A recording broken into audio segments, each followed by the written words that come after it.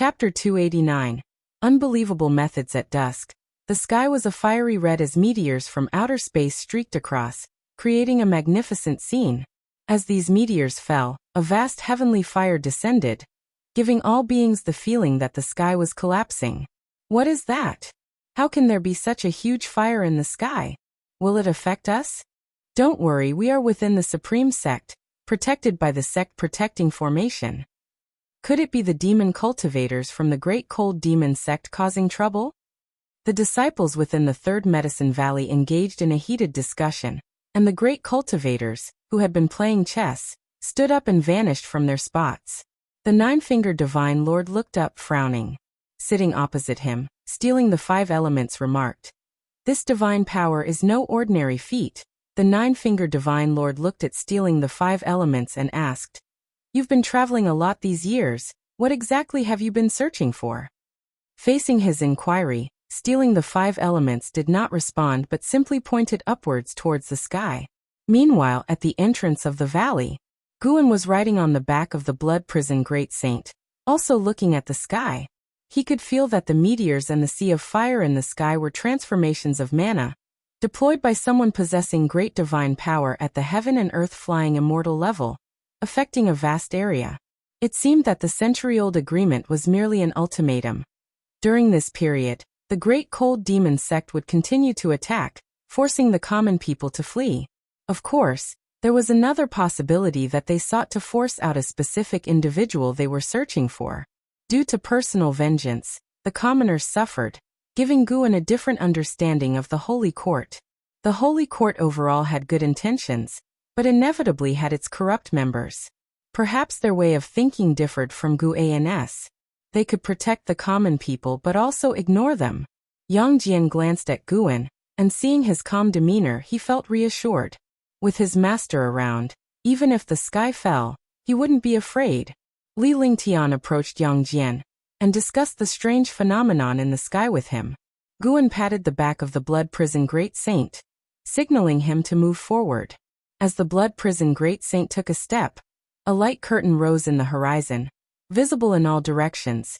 It was the Supreme Sect's Sect Protecting Great Formation. That was quick. Guan was secretly pleased.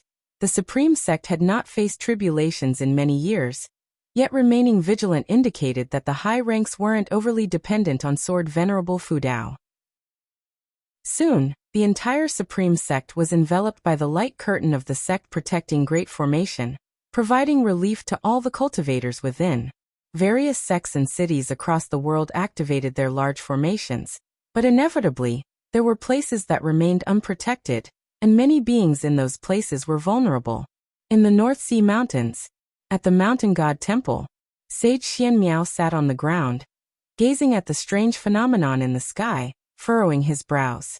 His concern was not for his safety, but rather for the well-being of the common people across the world. How could mere mortals withstand this sweeping blaze? Sage Xian Miao turned to look at a stone statue in the courtyard, one he had carved himself depicting the mountain god. Although he saw the mountain god once a month, in his heart, he always felt a great distance from the divine. He turned back and began to kowtow to the divine statue of the mountain god. As meteorites continued plunging towards the earth, the fire enveloping the sky drew closer, intensifying the fiery hue between heaven and earth. Just then, all the flowers, plants, and trees across the continent emitted flickers of green light, swiftly rising upward like sparks growing stronger rapidly. A farmer clutching a hoe in the mountains was surrounded by the green light coming from all directions, causing him to panic. In the cities, terrified civilians saw trees within their courtyards trembling and releasing green light orbs that floated up towards the sky. Within the palace, Li Xiandao stood at the entrance of the imperial study, observing the unusual appearance of the flora, his expression subtle. At that moment, beings across the continent, including demons, were startled by the surrounding phenomena, as flowers, plants, and trees were ubiquitous. In the Third Medicine Valley, Guan dismounted and looked around. The vegetation within the Supreme Sect hadn't emitted green light, so the disciples were all puzzled by the phenomenon in the sky, unaware of another spectacular sight beyond the Supreme Sect. However, as the green light from plants everywhere rose to a certain height, Even the cultivators inside the supreme sect could see it. Various discussions erupted among them. Guan stood under a pavilion, watching this scenario unfold. Xiaoyu also emerged from the house and joined him. It seems someone is protecting this continent, Xiaoyu said, her eyes reflecting the green light rising to meet the massive inferno falling from the sky, as if two worlds were about to collide in a mesmerizing display. The upper half of Gu An's face was illuminated by the fire, while the lower half was tinged with green. He asked in astonishment, "You mean to say a cultivator is behind this? How high must their cultivation level be?" Xiaoyu gave Guan a look, although she didn't think Guan had a vast cultivation. But this guy couldn't be this clueless. Guan often brought Yangjian out, who was growing rapidly, showing that Guan was not simple. Regardless of what Guan concealed, his knowledge was not something ordinary cultivators could match.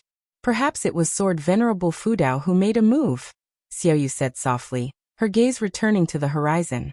Good guess. Guan mentally gave Xiaoyu a thumbs up, his eyes still fixed on the sky. Under the gaze of all beings on the continent, the vast green light collided with the sea of fire, and following a brief somber moment, the sky radiated intensely bright light, like endless fireworks exploding. After the brief silence, the earth trembled, and strong winds fell from the sky, though not enough to threaten the land and mountains. The creatures across the land all sighed in relief, now understanding that the mysterious green light was there to protect them, to block the descending heavenly fire. However, they didn't know that not all continents and islands had protectors. Guan protected only the continent he was on, and while the beings there were excited and grateful, countless others perished in despair. At the soul-calming pagoda, atop the pagoda, a white-robed Taoist suddenly opened his eyes, expressing surprise with a grunt. He attempted to divine the situation but couldn't make any accurate predictions, his expression growing increasingly bizarre. He suddenly became interested, and then vanished from the spot.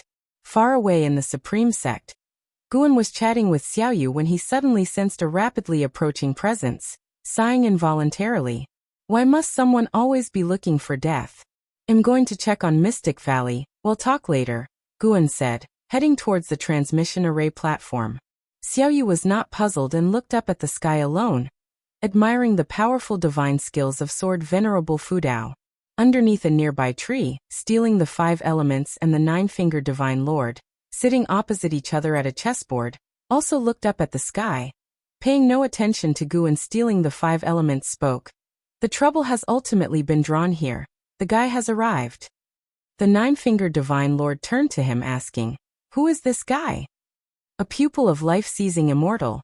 The real person Bai Hong, a renowned genius from the Great Cold Demon sect, with unfathomable cultivation. Stealing the 5 elements, responded. The 9-fingered Divine Lord's face subtly changed. Clearly he had heard of Bai Hong's name. Stealing the 5 elements, chuckled. There's going to be a show to watch. Geniuses all have one flaw: excess confidence. Not far off, Shinxinzi, while staring at the sky, was also listening to Stealing the 5 elements conversation. He couldn't help but think of the hand that had been placed on his shoulder that night, and began to sympathize with Bai Hong.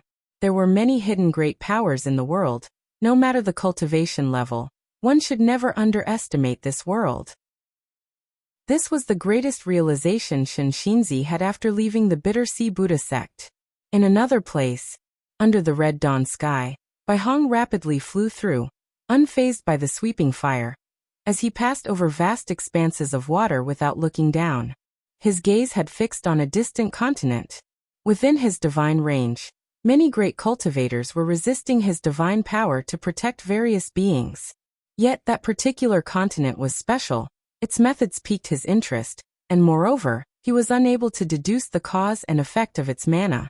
Perhaps the individual behind it was related to the person his master sought.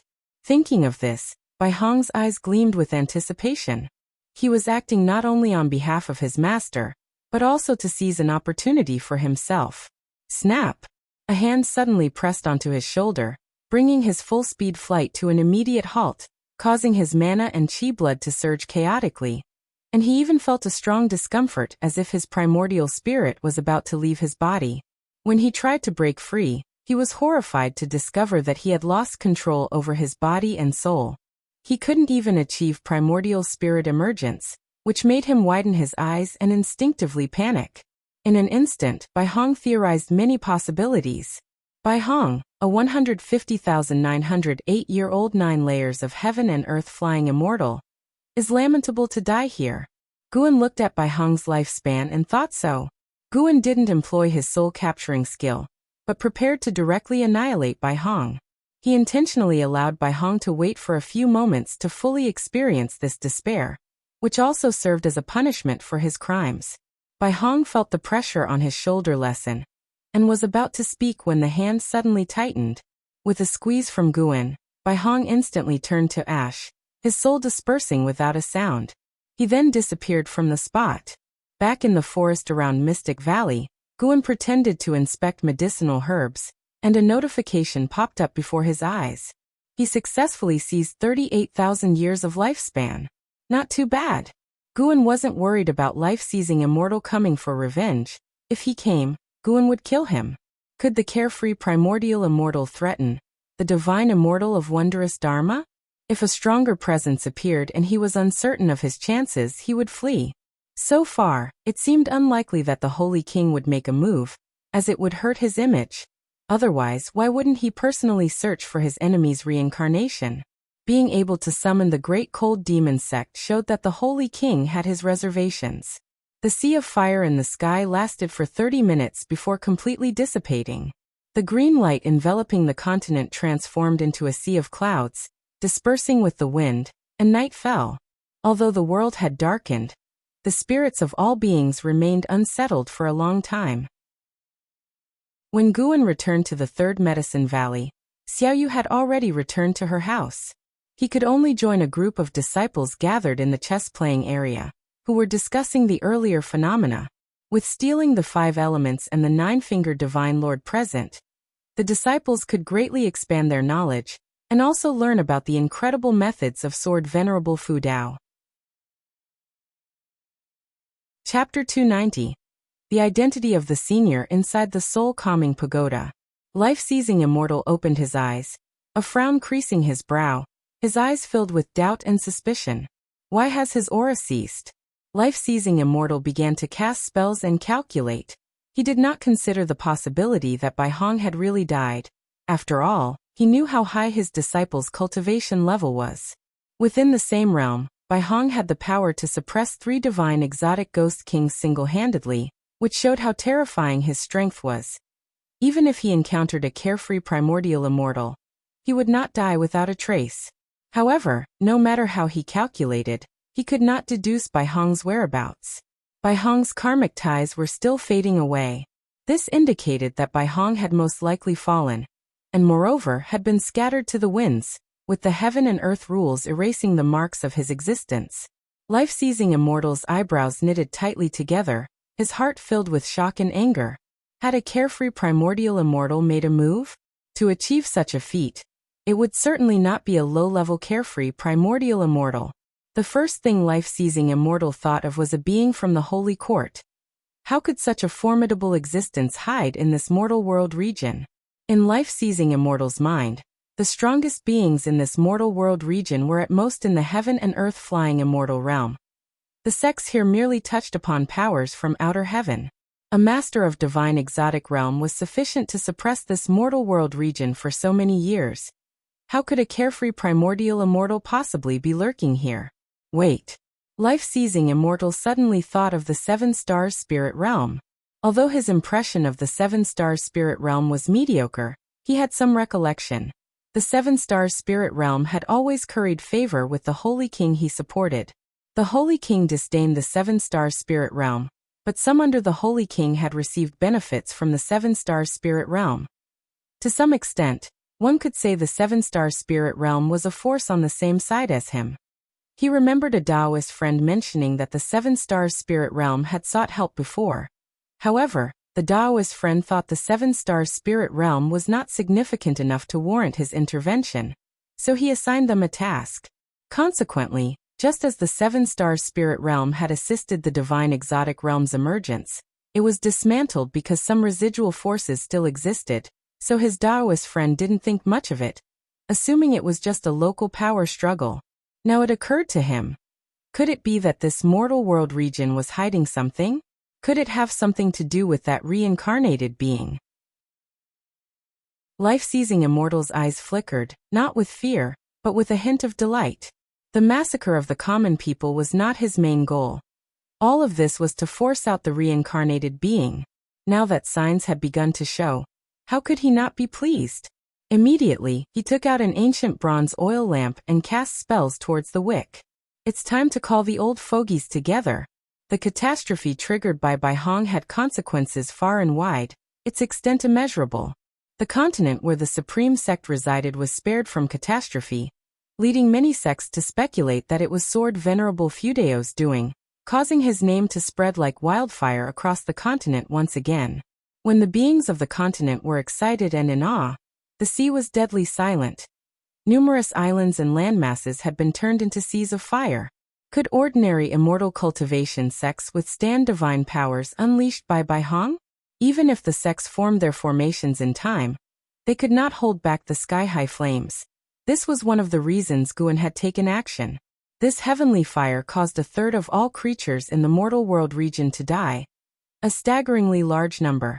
After the disaster had passed, on the seventh day, Guan came alone to a mortal-seeking island, where the atmosphere within was grave, with significantly fewer cultivators coming and going, and a tense mood pervading the streets. Judging by the buildings within the city, it had not suffered from the heavenly fire's onslaught, but the surrounding seascape was littered with countless dead fish and demonic creatures, showing that a mortal-seeking island was within the reach of the heavenly fire as well. The divine skills of a heaven and earth flying immortal were enough to obliterate all beings. Guan called over Hu Xiaojian, who heaved a sigh of relief upon seeing him. "Elder, I'm so glad you've come." Hu Xiaojian's tone held a hint of resentment. 7 days earlier, he truly thought he was going to die on a mortal-seeking island.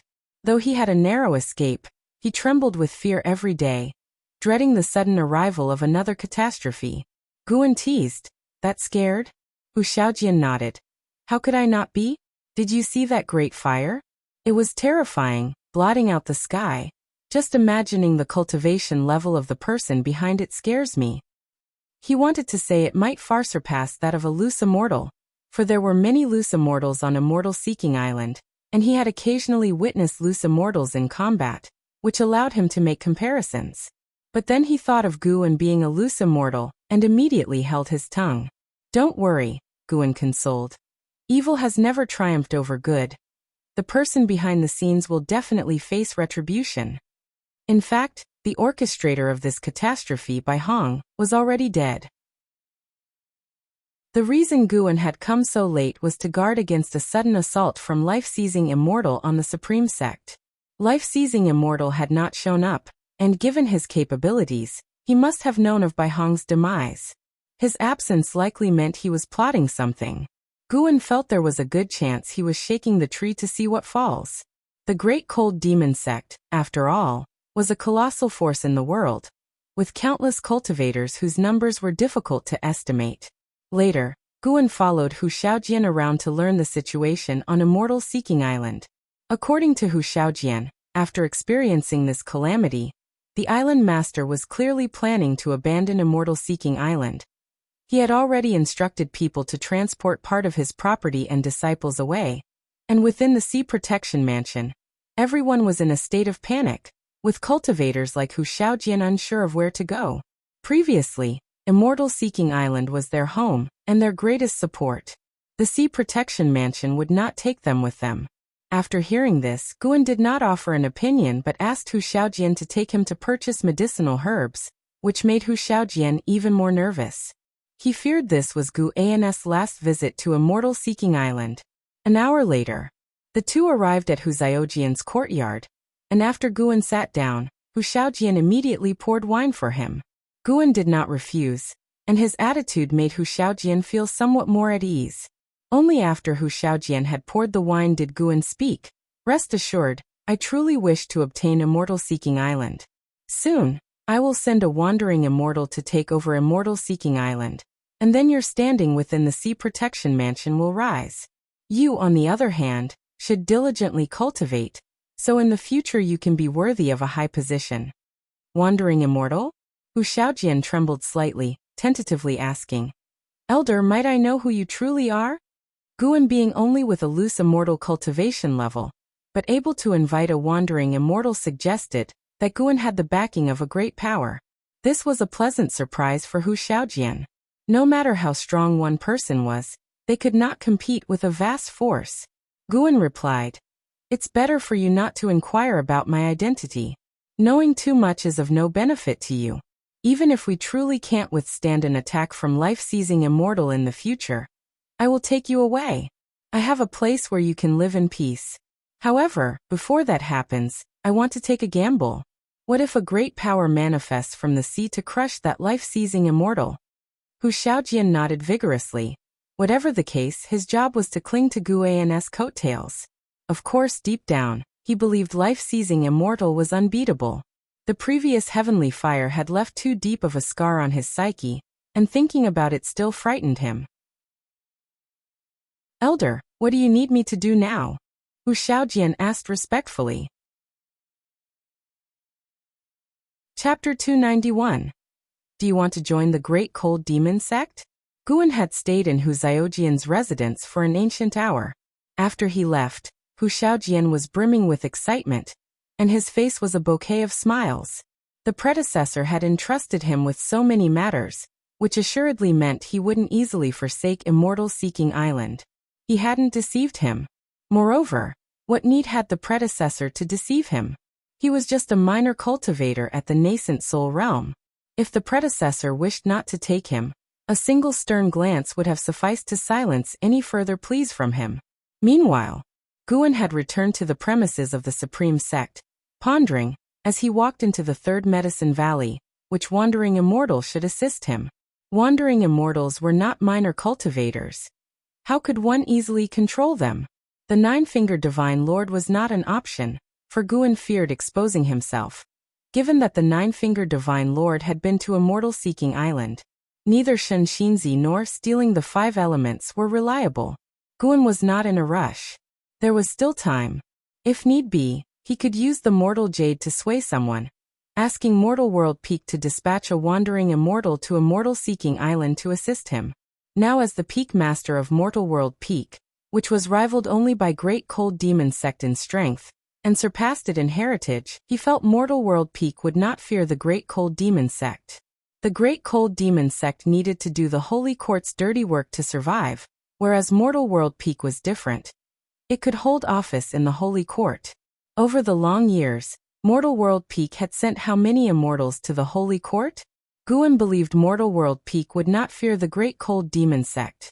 Of course, Mortal World Peak would not oppose Great Cold Demon Sect unless sufficient benefits tempted them to dare offend both the sect and its backing, the Holy King. Reflecting on this, Guan suddenly felt sentimental. No matter how high one's cultivation realm, one could not escape the web of relationships and favors. Only those strong enough to disregard the entire immortal path could act recklessly and willfully. The karmic ties of the world were too complex, with the karma of all beings interlinked in a tangled mesh. Even the weakest beings, when followed through their karmic associations, were connected to immensely powerful entities. Guan surveyed Medicine Valley and did not spot Nine-Fingered Divine Lord or stealing the 5 elements, but found Shenxinzi, who was engrossed in studying Journey to the West. He could not understand Shenxinzi's fascination with Journey to the West, and felt that he had grown increasingly distant from the Bittersea Buddha sect, barely mentioning Buddhism these days. Guan did not disturb Shenxinzi, but instead headed towards his loft. Compared to worrying about the affairs of the world, what to read next concerned him more. With strange occurrences being commonplace in books through the ages. Recently, Guan took pleasure in reading histories. 5 years later, 210-year-old Guan practiced his exercises in Mystic Valley and glanced at his attribute panel, realizing he was short just under 600,000 years from a 2 billion-year lifespan compared to others' understanding of their own cultivation level. Guan felt a greater sense of achievement watching those numbers of lifespan. But was it really just lifespan? These numbers were clearly his cultivation.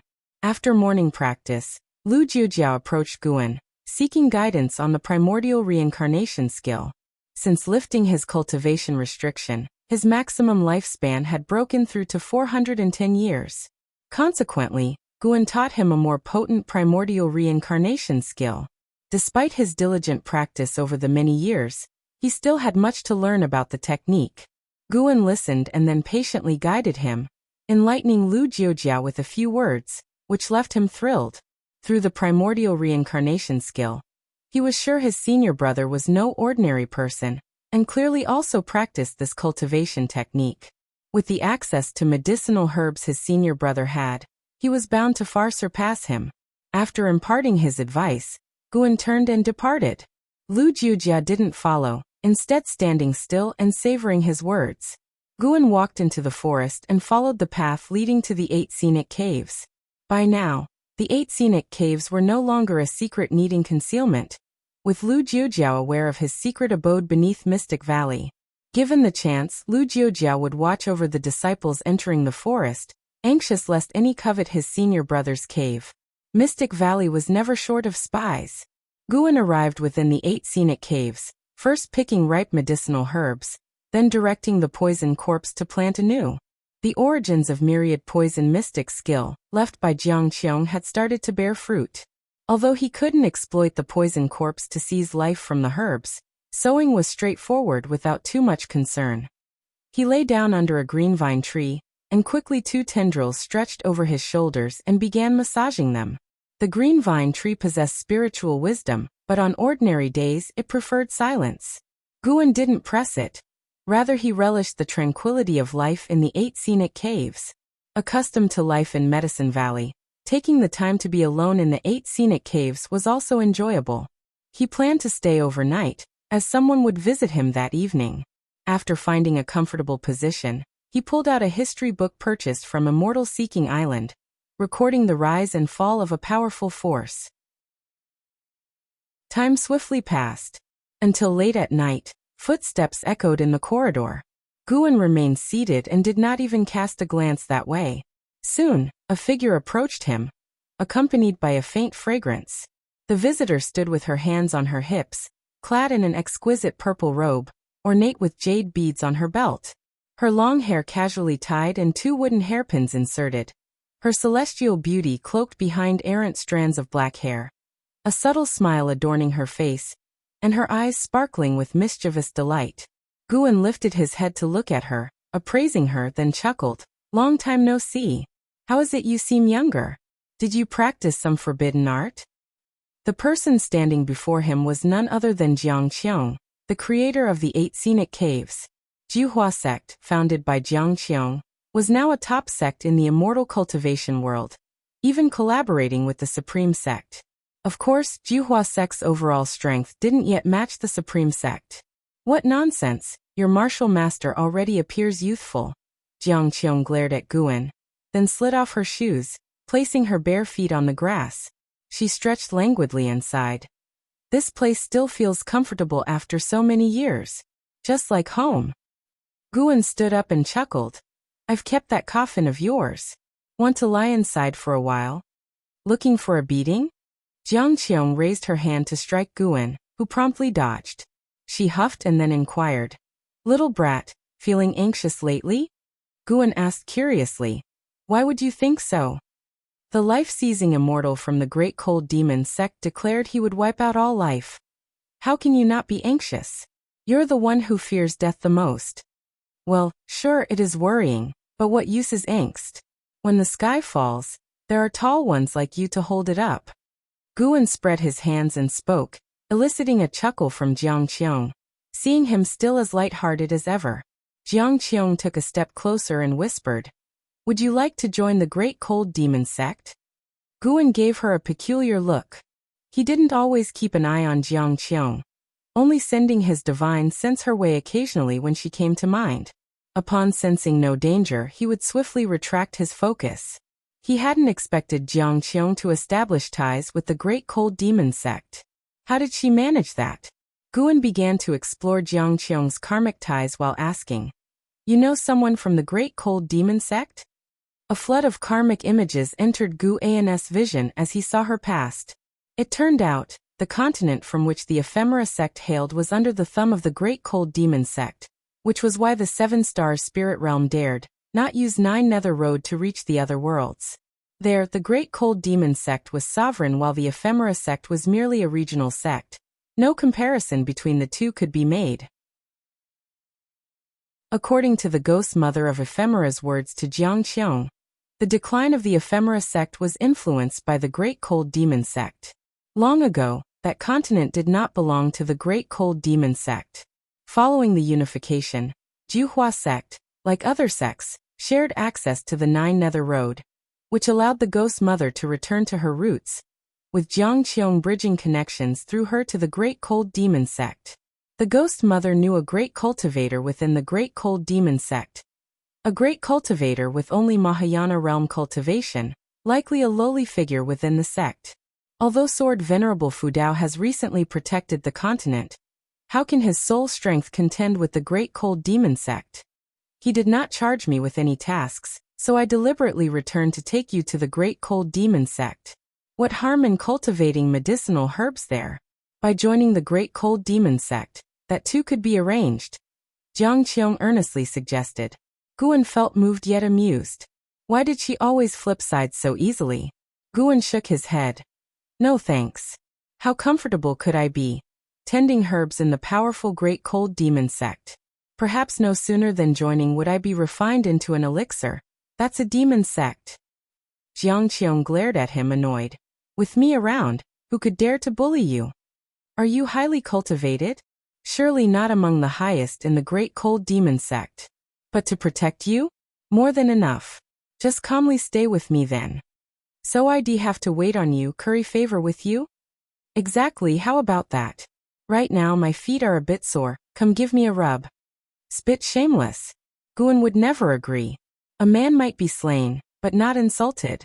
Looking down, his face betraying disgust, he noted that Jiang Qiong's feet, which she had only bared moments ago, were already stained with mud and grass. Jiang Qiong watched Gu An's stubborn reaction, amused and keen to tease further. But she first needed to address serious matters. She spoke gravely. Guan, this time it's different. The Great Cold Demon sect has sent vast numbers of cultivators here. Their might unmatched by 7 Star Spirit Realm or Star Sea congregations. Even Star Sea congregations contemplates retreat. Not to mention them, do you know about 9 Nether Road? Almost every sect on this continent has members desiring to flee through 9 Nether Road, including your supreme sect. Guan fell silent. Jiang Qiong continued. Actually, joining the Great Cold Demon sect might not be ill-fated. Perhaps you'd even discover great opportunities. While innate aptitude is fated, there are plenty in this world who turn their lives around with later-day fortunes. Don't you desire the pursuit of eternal life? Guan gazed at her, replying, Thanks for your kindness, but I truly don't want to go. There are too many things and people here that I cannot abandon. As for fortunes you mentioned, when has this world ever offered fortune free from danger? Even venturing into the 8 scenic caves once nearly brought me peril. Hearing this, Jiang Qiong grew frustrated. Why was this boy so stubborn? Guan added, Moreover, I feel this catastrophe might not be insurmountable. I believe in Sword Venerable Fudao, believe in the triumph of good over evil. Surely, there are many great powers in this world who can stand against the Great Cold Demon sect. I often read books, and don't they all say, if man will strive, then heaven will thrive? The Great Cold Demon sect, which treats life so wantonly, no matter how powerful, will eventually meet its reckoning. Aligning with them is not a righteous path. With that, he raised the book in his hand with a determined expression. Chapter 292. The world has changed. Hearing Gu An's words, Jiang Qiong fell into silence. She felt somewhat lost inside. She had always been faced with choices. She had escaped from the Thousand Autumn Pavilion to the Supreme Sect, then from the Supreme Sect to the 9 Nether Road. And even after establishing the Juhua sect, she still had to flee to the Great Cold Demon sect?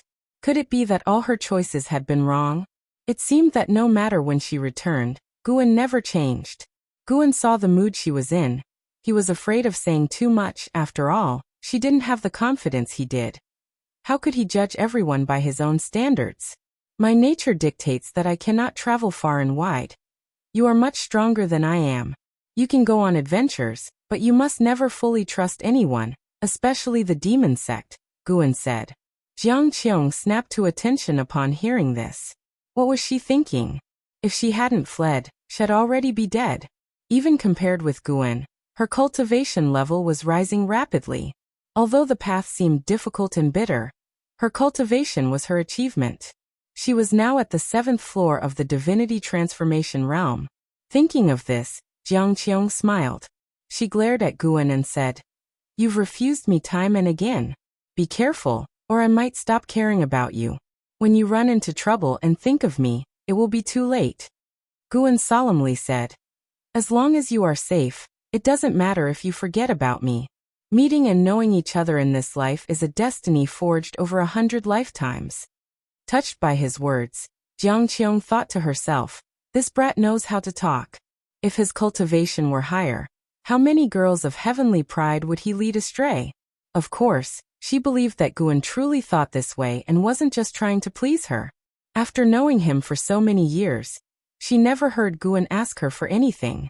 Jiang Qiong looked at Guan, wanting to tease him, but no words could pass her throat. That's because this time, the situation was truly different. She felt that Guan had underestimated the power of the great cold demon sect. Indeed, in the past few years, when the heavenly fire calamity that covered the skies was blocked by Sword Venerable Fudao, the common beings on the mainland did not see the tragic scenes over the seas, where many creatures died in agony. The one who had acted was only a cultivator from the great cold demon sect, and now, a large group of cultivators from the great cold demon sect was on their way. Just the thought filled her with despair, seeing no glimmer of hope for victory. Who in the world could stand against the colossal presence of the great cold demon sect like this? Jiang Qiong looked at Guan's gentle smiling face, and suddenly felt a pang of heartache. Silly boy, what is written in books is not necessarily true. Indeed, since ancient times, good has triumphed over evil, but if evil wins, it can become the new good. Jiang Qiong did not immediately leave after returning, but stayed within the 8 scenic caves. Guan would visit her every other day, each time trying various ways to persuade him, whether by tempting him with legends of the great cold demon sect or by teaching him spells. Guan steadfastly refused, but since he didn't want to confront her directly, they were at a stalemate. Half a month passed. The weather was still scorching hot. As Guan came down from the loft, he was confronted by Ji Xiaoyu at the foot of the stairs. "Who is that woman?"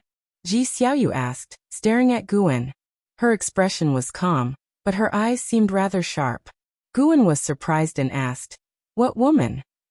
"There's a scent of another woman on you." "So what if there is? What about it?" Guan didn't seem to care, chuckling. After all, in this world, it's the explanations that are suspect. The less you care, the less significant it seems. In fact, nothing had happened between him and Jiang Qiong, but he couldn't betray her by revealing her plan to defect to the great cold demon sect. Guan hadn't urged Jiang Qiong to give up on joining the great cold demon sect, because he wasn't sure of the sect's strength himself.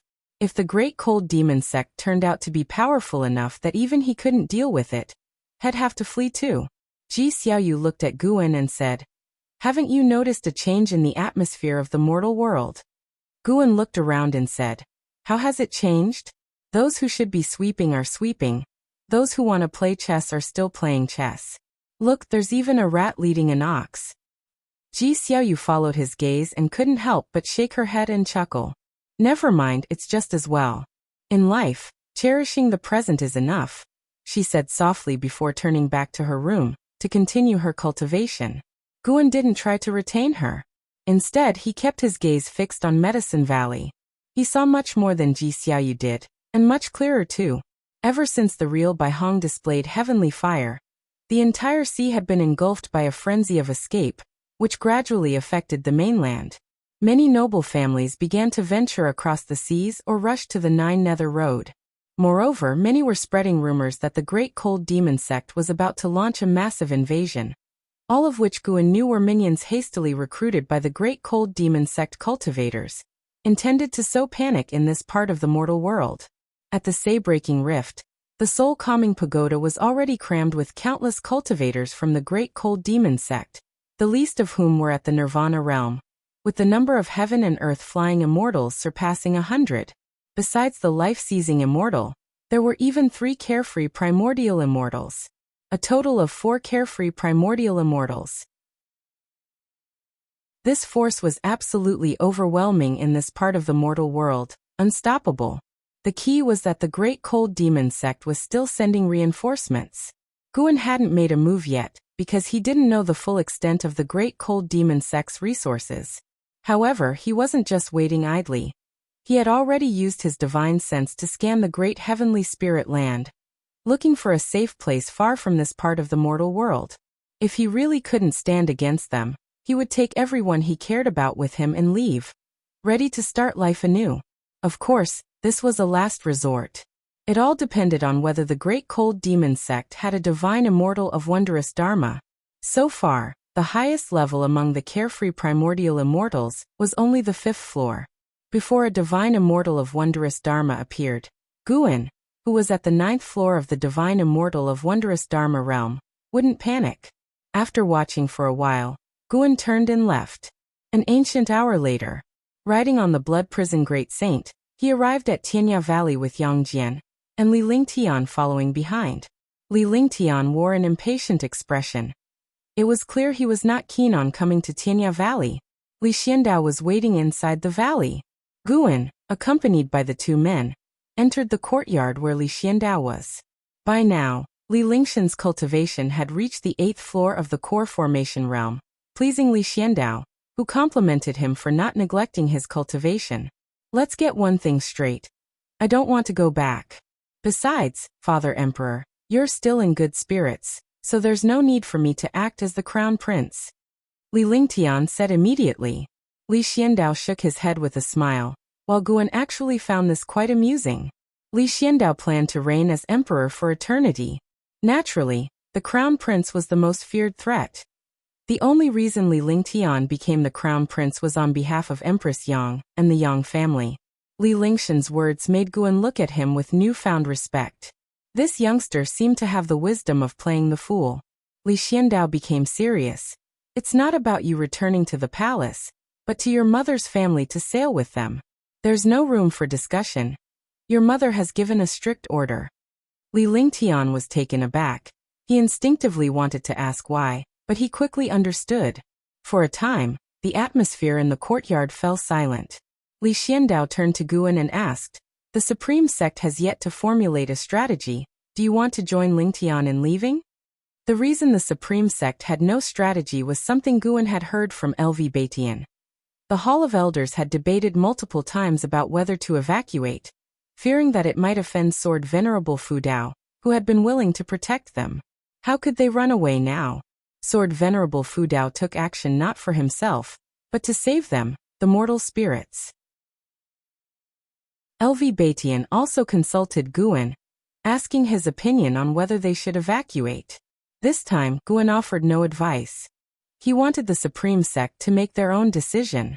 If the Supreme Sect chose to flee, he certainly wouldn't follow them but would find a place to hide instead. From then on, his connection with the Supreme Sect would be severed. Guan had no burdens regarding the Supreme Sect. He owed them nothing, quite the contrary, the sect owed him a lot. It'll pass. Let the Supreme Sect decide. I can't leave the Supreme Sect, Guan answered. Upon hearing this, Li Lingtian quickly said, "Father Emperor, I can also." "Shut up." Li Xiandao barked, his eyes sharply intimidating. For a moment Li Lingtian felt afraid. Yang Jian and the blood prison great saint looked at Li Xiandao in shock. Why did this emperor seem no ordinary man? This situation is different from before. If you follow the Supreme Sect to evacuate, chances are you will never see your mother again in this life. You must go back. Li Xiandao took a deep breath and said coldly. His mood had been bad all this time, had merely been suppressing it. He had worked hard for many years to secure his empire, and now a calamity threatened to destroy it. How could he not feel indignant? Yet, compared to the immense depth of the great cold demon sect, Taizong dynasty had no intention to resist. Guan looked at Li Xiandao and asked, "Uncle, what about you?" Li Lingtian turned his gaze angrily to Li Xiandao. Li Xiandao looked at his own teacup on the table and said softly, "Everyone can escape except me. Even if I have to die, let me die alongside my subjects." With so many people in the Taizong dynasty, not all could escape. If he thought of leaving, the dynasty would surely descend into chaos. Li Lingtian froze, his eyes softening as he looked at Li Xiandao. Yang Jian also grew solemn out of respect for the emperor, who had gifted him a divine weapon. The blood prison great saint hadn't expected Li Xiandao to be so resolute, and he rose from his crouch in surprise. Guan addressed Li Xiandao. "Uncle, have you forgotten the goal you once sought?" Li Xiandao replied, "Without my subjects, what is an emperor's throne worth? An emperor who cannot protect his empire is bound to fail. Even if the empire were to be rebuilt, it would be meaningless." His words inspired admiration in everyone present. Luo Han even knelt down, expressing with a heavy voice, "Your Highness, I am willing to follow and serve you unto death without regret." Li Xiandao merely waved his hand, not saying much more. Sure, he spoke sincerely, but he hadn't resigned himself to fate. He was gambling. He was betting on the sword Venerable Fudao to overturn the great cold demon sect. He couldn't forget the shock sword Venerable Fudao had brought him during past calamities. He couldn't forget that day when the skies were filled with fierce flames pressuring the living beings, and countless green lights rose up, giving him hope.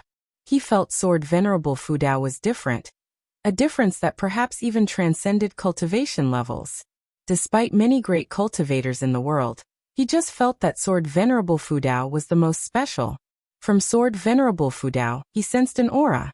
That was the aura of invincibility. Should sword Venerable Fudao's heart be kind, then peace would reign throughout the land. Chapter 293.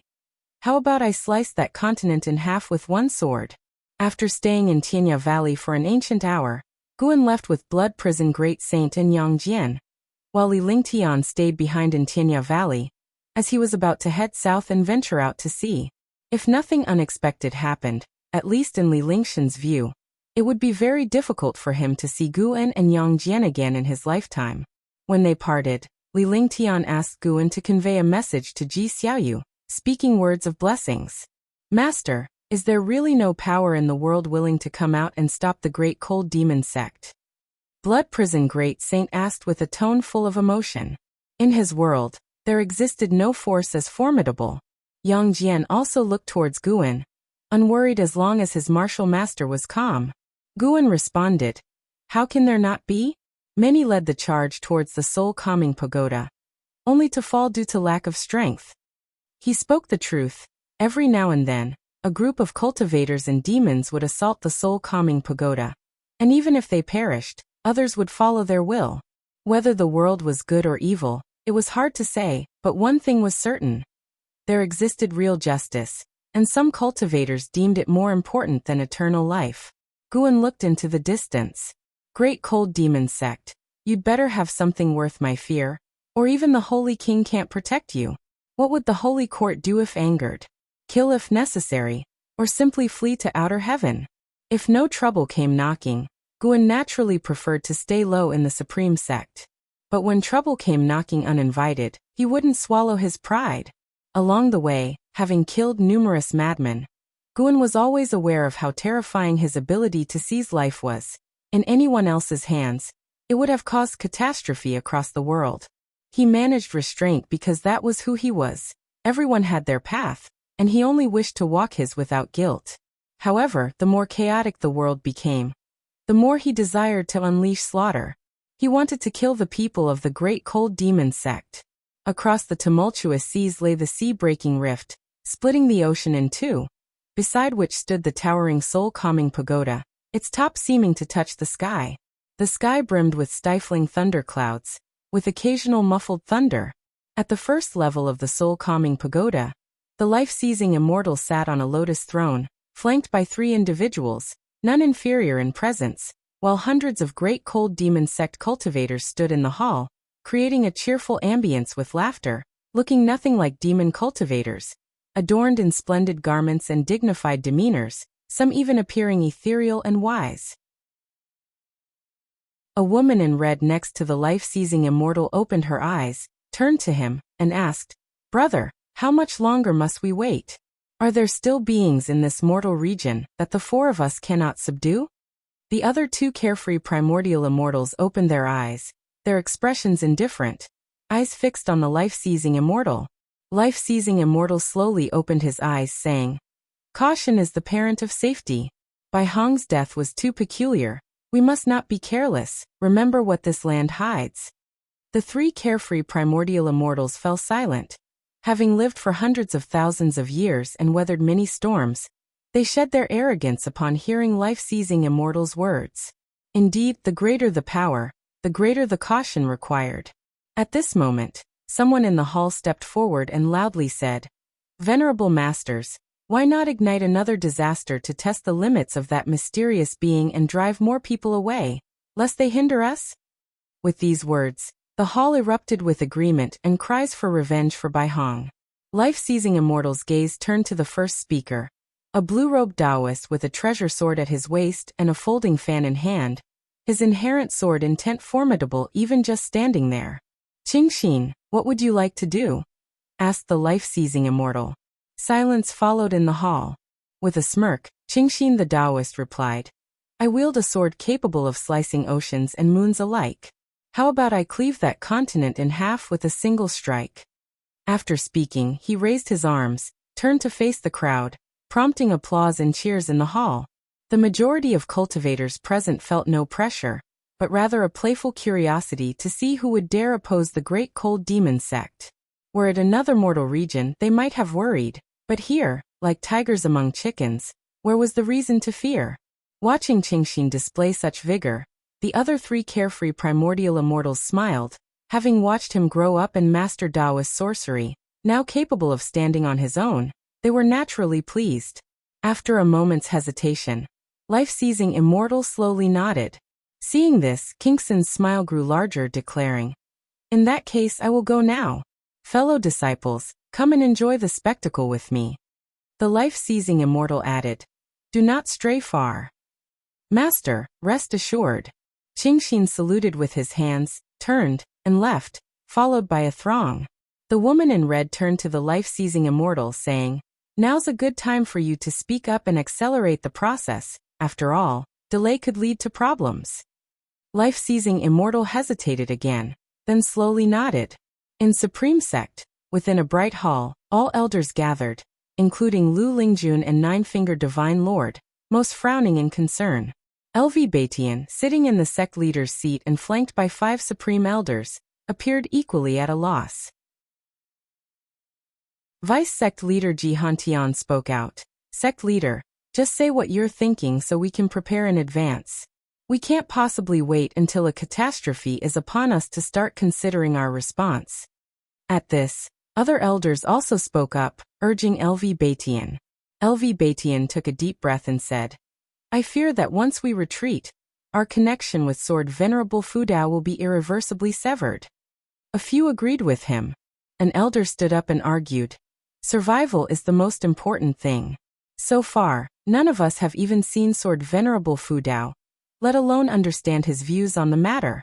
Moreover, we simply cannot compare ourselves to Sword Venerable Fudao. If he wants to flee, he can. His Dao level is beyond ours." This sentiment was echoed by others, considering not only themselves but also their disciples and descendants, each backed by influential families or intricate networks. The current Supreme Sect comprised millions of disciples, and the number scattered across various places was immeasurable. Guzong also sighed, unusually not supporting LV Baitian this time. Lu Lingjun also wished for the Supreme Sect to evacuate. Her reluctance to leave Supreme Sect stemmed from concern for the people of the Third Medicine Valley, hoping they wouldn't perish in this impending catastrophe. LV Baitian's expression turned extremely grim as he took another deep breath and declared, "If so, those who want to leave may do so. However, Supreme Sect must remain on this continent, empty or not. This is our stance. Without Sword Venerable Fudao, there would be no supreme sect today. As he spoke these words, he relaxed. A smile appeared on his face, the decision lifting the burden from his shoulders. It would be death at worst. His statement caused an uproar in the hall. Sect leader, think again. If it really comes to it, why not ask the elder in front of the heaven-cutting axe for advice? You can't make such arbitrary decisions. Yes, what does it mean to say the sect can be empty but not leave? Where does that leave our dignity? The sect is a whole.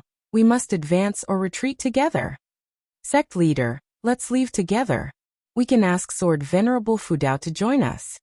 LV Baitian, listening to their words, felt their hypocrisy. A bunch of cowards afraid to take responsibility and scared to die. As he was about to speak, a voice suddenly echoed through the heavens and earth. From today, my disciple, Qingxin the Taoist, will annihilate one region each day. Worldly beings, your time is running out. Today, let's see which region's creatures are most pitiable, unfortunate enough to be the first annihilated. As the life-seizing immortal's voice faded, a chill ran through everyone in the hall. They were not frightened by his words, but felt a terrifying sword intent targeting them. More precisely, every sentient being on the continent was terrified by this sword intent. Chapter 294. Deadline of Death inside the Third Medicine Valley. Guan and an Exian stood in a garden area, with Guan instructing what to plant next. An Exian listened attentively. Just then, the voice of the life-seizing immortal suddenly echoed. He was actually planning to exterminate one region of heaven and earth every day. An Exian had no time to think further when a terrifying sword intent descended, causing a drastic change in her complexion. The previously bustling Medicine Valley fell silent in an instant. An Exian felt as if she were being crushed by a mountain, almost unable to breathe, which turned her complexion even paler. Suddenly, a hand landed on her shoulder, making her heart tremble. Before she could think further, the pressure on her body abruptly vanished. She turned her head instinctively and, seeing it was her master's hand, she breathed a sigh of relief. Master, could it be that they've chosen the continent we're on? An Exian asked cautiously. Even though she was carefree on normal days, she feared death when faced with it. The words of the life-seizing immortal, coupled with the sudden sword intent, made it clear that the first chosen continent was the one they were on. Guan took a deep breath and feigned composure. Unclear, let's go back inside first. Within the confines of the Supreme Sect, such calamities are not our concern. Whether we live or die, we leave it to fate. An Exian wanted to speak again, but Guan pulled her away. Another voice rang out in Medicine Valley. Ba. With Shun Zinzis words, everyone in Medicine Valley felt relieved, and disciples ran towards the pavilions. Rumble. The earth trembled as the Supreme Sect activated its great protective formation. Golden barriers rose up from all directions. By the time Guan and his companion reached the pavilion, Ji Xiaoyu had already stepped outside. She gazed at the sky, the red Dao patterns on her forehead starting to flicker with tiny flames. Seeing this, Guan quickly approached her and asked, "You weren't frightened just now, were you?" Ji Xiaoyu's Dao patterns returned to normal as Guan blocked her view. Her expression calmed down, and she nodded. "No, it seems the life-seizing immortal is targeting the continent. It's probably related to the actions of Sword Venerable Fudao years ago." Guan comforted her. "Don't overthink it. If the enemy is acting this way, it means Sword Venerable Fudao is still around. Take care of the valley for me. I need to make a trip to Mystic Valley." With that, Guan quickly headed towards the transmission array platform. Ji Xiaoyu looked at his receding figure, wanting to say something, but she couldn't find the words. Somehow, this scene felt familiar, as if she had seen it somewhere. Guan swiftly arrived in Mystic Valley, and saw Lu Jiujia already calling disciples to take cover. He nodded to himself in approval. Taking advantage of the moment when no one was paying attention, he quickly walked into the woods pretending to inspect medicinal herbs. "Are you courting death? Caring about your flowers and plants at a time like this? You must be insane." The voice of Jiang Qiong came from behind, and Guan turned to look, seeing her with an ugly expression walking towards him. She looked at Guan and said with resentment, Now I can't even escape if I want to. Let's wait for death together. She could feel the sword intent approaching rapidly. Even if she tried to escape now, she was afraid it would be too late to reach the Nine Nether Road. Guin, squatting on the ground, couldn't help but punch the grass, picking up a handful of fallen leaves before standing up, his face filled with unwillingness. Jiang Qiong looked at his expression and suddenly laughed, teasing. What's wrong? Scared? Guin tossed the leaves in his hand forward as if venting his anger. He then turned to look at Jiang Qiong and said, I'm not afraid. I just find this disdain for life detestable. Jiang Qiong fell silent, then said, Come with me to the 8 scenic caves. Guin nodded and followed her up the mountain. Jiang Qiong didn't notice the leaves that Guin had thrown floated up again, each leaf trembling. Only after they entered the entrance of the 8 scenic caves did the leaves disappear into the forest. In front of the soul-calming pagoda, tens of thousands of great cold demon sect cultivators floated in the air. Their eyes focused on Qingxin Jinren, who was holding a sword. Such exquisite sword intent. Elder Brother Kingxin's supreme mysterious sword Dao has reached the transformation realm.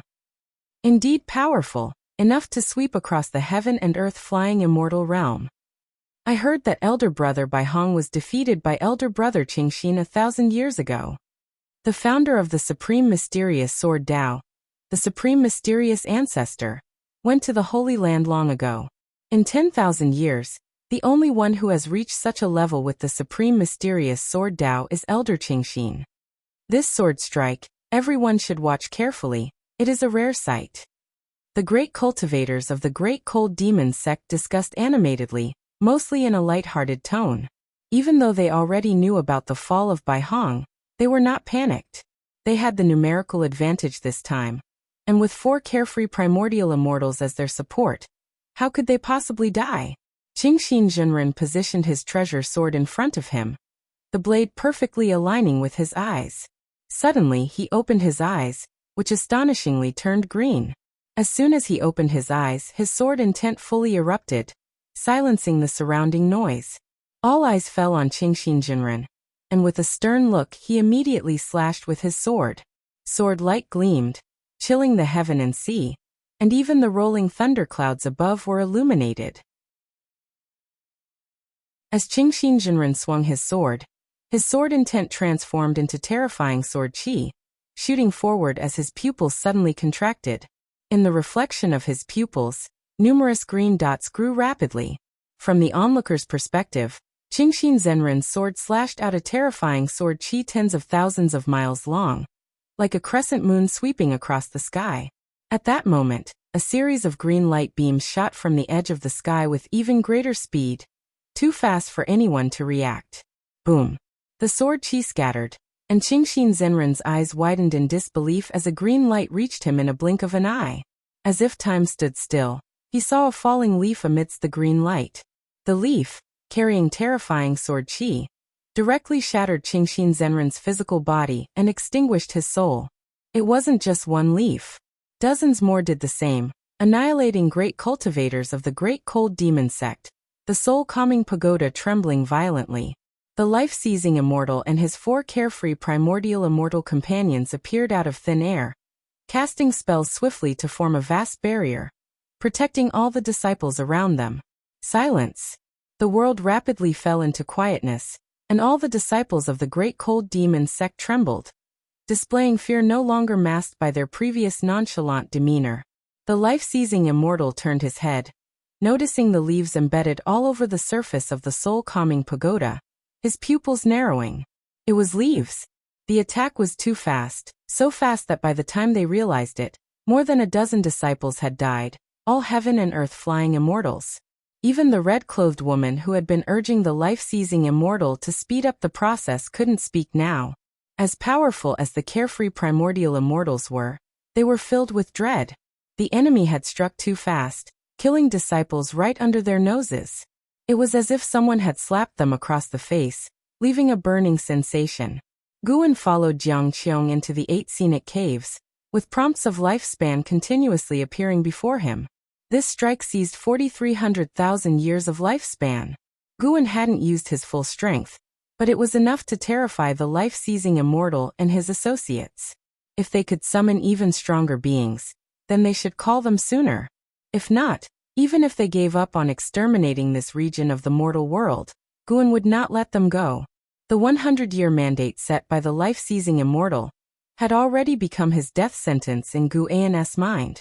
Jiang Qiong let out a sound of surprise, feeling the terrifying sword intent suddenly disappear. Guan then asked, "Could it be that we've escaped this disaster?" Without looking back, Jiang Qiong replied, "Can't say for sure." The two made their way to the green vine tree, with Jiang Qiong starting to set up the formation. Guan asked her what she was doing. The smaller the range of the formation, the stronger its protection. I want to see if we can escape this disaster. Let's take a gamble. If it doesn't work, we're dead anyway, so worrying then would be pointless, Jiang Qiong casually answered, making Guan want to cry and laugh at the same time. Meanwhile, the entire continent was in a state of tension. Even though the sword intent had vanished, the tightly wound nerves of all beings on the continent could not immediately relax. Many beings began to flee, and Guan even felt many presences flying out of the supreme sect, all in groups, which were noble families in flight. Inside the third medicine valley, Ji Hantian landed swiftly and found Ji Xiaoyu. The two conversed inside the house. "I'm not leaving," Ji Xiaoyu stated, expressionless. Upon hearing this, Ji Hantian became angry, but, for some reason, looking at Ji Xiaoyu, he thought of a fellow descendant with the same name and surname. Although they looked different, their expressions at this moment made them seem like the same person. Ji Hantian's anger dissipated somewhat, and he said solemnly, "Regardless of whether the life-seizing immortal has chosen this continent, there will only be more dangers ahead. The Ji family must preserve its lineage. Why do you insist on staying?" Ji Xiaoyu looked at him. "Someone must stay. I can give my spot to someone else. Besides, where can we flee to?" Ji Hantian felt suffocated with frustration. Years ago, he had tried to forcibly keep another Ji Xiaoyu, without success. Now he wanted this Ji Xiaoyu to leave, but it was still not possible. He couldn't understand why these descendants always opposed him. He was always looking out for their best interest. "There's no time left. You'd better go and persuade the other clan members," Ji Xiaoyu reminded. Ji Hantian glared at her, and left immediately. Ji Xiaoyu was not his direct descendant, so he could only advise, without the right to forcibly take her away. Once Ji Hantian had departed, Ji Xiaoyu thought for a moment, and then walked out of her house. She went outside the courtyard, looking up at the sky, only to see numerous cultivators flying over Medicine Valley. It was unclear whether they were fleeing or preparing for battle. The Great Cold Demon Sect. Ji Xiaoyu murmured to herself, the Tao patterns between her eyebrows once more emitting thin flames. Time passed amidst the panic of beings below. The people were trapped in agony and anxiety. Until an ancient hour later, the atmosphere began to ease. Elder Lu looked at Shenxinzi and asked, "Senior, were we not chosen?" The other disciples looked at Shenxinzi as well. Shenxinzi's background was very mysterious, but the higher-ups of the Supreme Sect held him in high regard. Such an existence would certainly see further than they could. Shenxinzi frowned deeply, looking towards the sky, and said, "Indeed, we were not chosen." At his words, all the disciples rejoiced. Chapter 295. The Great Cold Demon Sect Attacks. Upon hearing Shenxinzi's words, the disciples of Medicine Valley all cheered. Yet Shenxinzi hesitated as if he wanted to say more. He intended to say one thing, that it seemed no continent had been chosen. To obliterate a continent, what immense power it must require, he being from the 9th layer of the wandering immortal realm, could surely sense it. However, he could not openly mention this, for fear that these mortals would be terrified. Even if they knew what would happen next, what could they do? Better to enjoy this surprise and live the remaining days as carefree as possible. Time continued to pass. With the moon setting and the sun rising, only when the next day's sunlight swept across the great heaven and earth did the creatures of the continent finally breathe a sigh of relief, for the life-seizing immortal had said that each day, one continent would be chosen, and they had survived the first day. The situation at the Supreme Sect also settled down. Although many noble families began to retreat, the core foundation remained unshaken. When Guan returned to the third Medicine Valley, normalcy had returned to Medicine Valley. After Xiaochuan left, and an Xian began to manage Medicine Valley. And because of her gentle nature, most disciples liked her, so there had been no issues under her management. Xinzhen found him soon after he returned. Do you want a place to hide? Xinzhen asked with a smug smile, her eyes gleaming behind her veil. While walking toward a distant garden, Guan casually asked, how would we hide? Following his steps, Xinzhen explained, I can hide you inside a painting or scroll, and then keep it hidden. Wouldn't that be a refuge? People are trying to obliterate continents. Where could you hide? Underground, of course. He said he would obliterate continents. Sure, he meant to demolish the mortals and shatter the land, not obliterate the earth completely. That makes sense. Are you a genius by any chance? Guan suddenly realized, looking at Shenzhen with amazed eyes. A twitch appeared at the corner of Shenzhen's veiled mouth, clearly perceiving the sarcasm in Guan's tone. Guan continued, don't overthink it. I always feel that yesterday our continent was not excluded. That mysterious pressure was no lie. Also, haven't you noticed how calm today has been? Upon hearing this, Shenzhen narrowed her eyes. Are you suggesting that the great cold demon sex offensive was thwarted? Very likely. After all, I trust that the heavens are just. There must be great cultivators out there with a heart for the mortals. A heretical path like the great cold demon sect cannot last forever. Guan declared with conviction, his face full of determination. Shenzhen suddenly found it hard to judge him. Calling him foolish wouldn't explain his current stature, and calling him naive wouldn't explain how he could write something as unique as Journey to the West. You say the heavens are just. Tell me, do you believe that real immortals exist beyond those with great cultivation levels? Shenzhen suddenly asked, curious. She had always believed that investiture of the gods in Journey to the West were not fabricated, but were inspired by something Guan had seen, elaborated with decorative imagination and fantasy. Perhaps, as Guan claimed, an immortal guided him in his dreams. Guan and Shenzhen chatted casually, a microcosm of the wider world, where everywhere people discussed the life-seizing immortal. Without his demise, the catastrophe would not end. 2 days later, Nine-Fingered Divine Lord and Stealing the 5 Elements returned to the Third Medicine Valley, almost as if they had planned it. Sitting before a chessboard, they exchanged a look, their eyes heavy with gravity. Did you feel it too? Stealing the 5 Elements asked. The Divine Lord made his move, saying, a net of heaven and earth, no escape. Stealing the 5 Elements then played his piece. How come you have no escape? I'm the one who's bound by fate. Continuing to glance towards a distant pavilion, Ji Xiaoyu was his hope. The Divine Lord fell silent, sighing deeply. Stealing the 5 Elements looked at him, curiously asking, speaking of which, I've always wondered, what exactly are you looking for? The Divine Lord didn't respond, leaving Stealing the 5 Elements contemplative, a subtle look crossing his face. In the Divine Exotic Realm. By the sea. The Master of Divine Exotic Realm stood before the Divine Exotic Life Tablet, surrounded by 7 Divine Exotic Ghost Kings, all of them looking up into the sky. Beneath the blood-red sky hung a swirling horsetail whisk.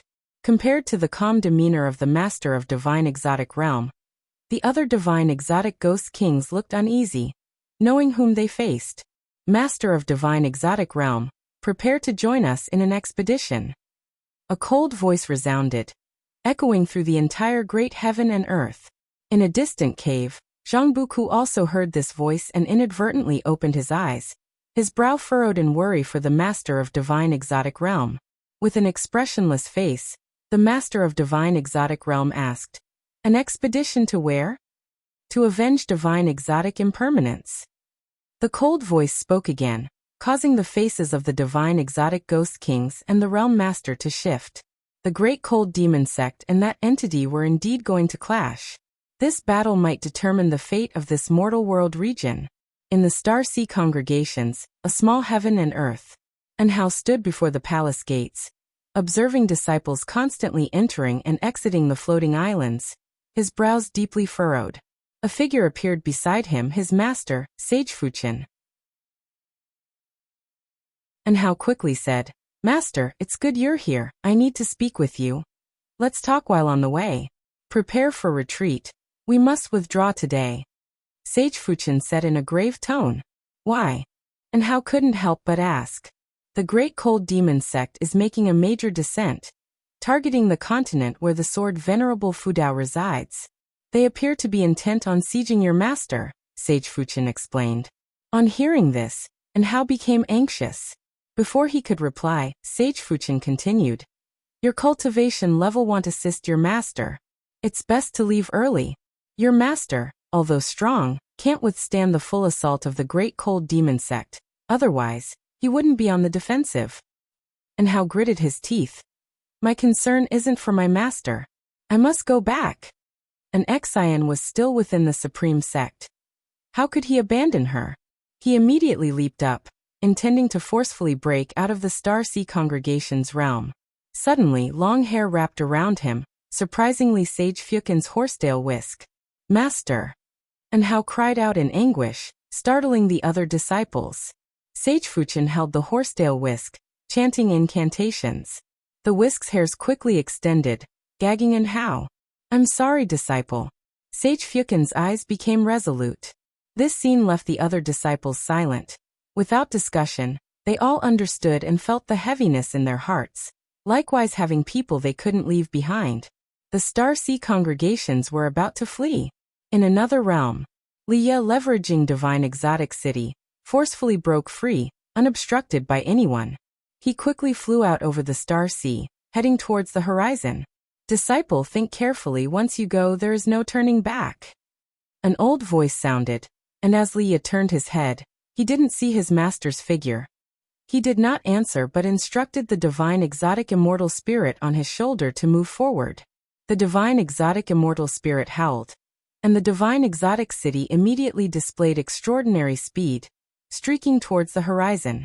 After flying for a while and seeing no one pursued, Liya relaxed, his gaze hardened. Junior brother Gu, wait for me. And the old ancestor, I wonder if you're still thinking of me. Liya thought silently, his face heavy. Initially, his emotions weren't profoundly impacted, fueled only by fury as Zhang Buku became a divine exotic resentful ghost. However, the moment the Star Sea congregations announced their departure, he panicked. The Star Sea congregations were a major force at sea. If there was any chance of victory, they wouldn't be abandoning their domain. Hearing that the Great Cold Demon sect aimed to target the sword Venerable Fudao, he couldn't contain himself. The sword Venerable Fudao was his primordial ancestor. He was less worried about him, as the ancestor could escape if he couldn't fight, but he feared for the others who might not escape. He had to be quick. Liya clenched his teeth, fearing the continent had already fallen. The Divine Exotic Immortal Spirit, however, was not panicked, leaping joyfully in the air, which both irritated and envied Liya. This creature seemed to fear nothing. Its confidence was unknown. Time rapidly passed.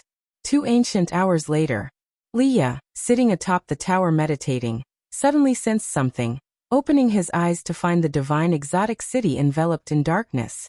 Instinctively he looked up, then his eyes widened in disbelief. How possible? Liya murmured to himself, his voice trembling, his eyes full of despair. In the third medicine valley, at the garden fence, Guan was stretching his muscles. Passing by, Yu Yingying curiously asked, "What are you doing? Isn't there exercise in the morning?" Guan replied, "Just felt like moving.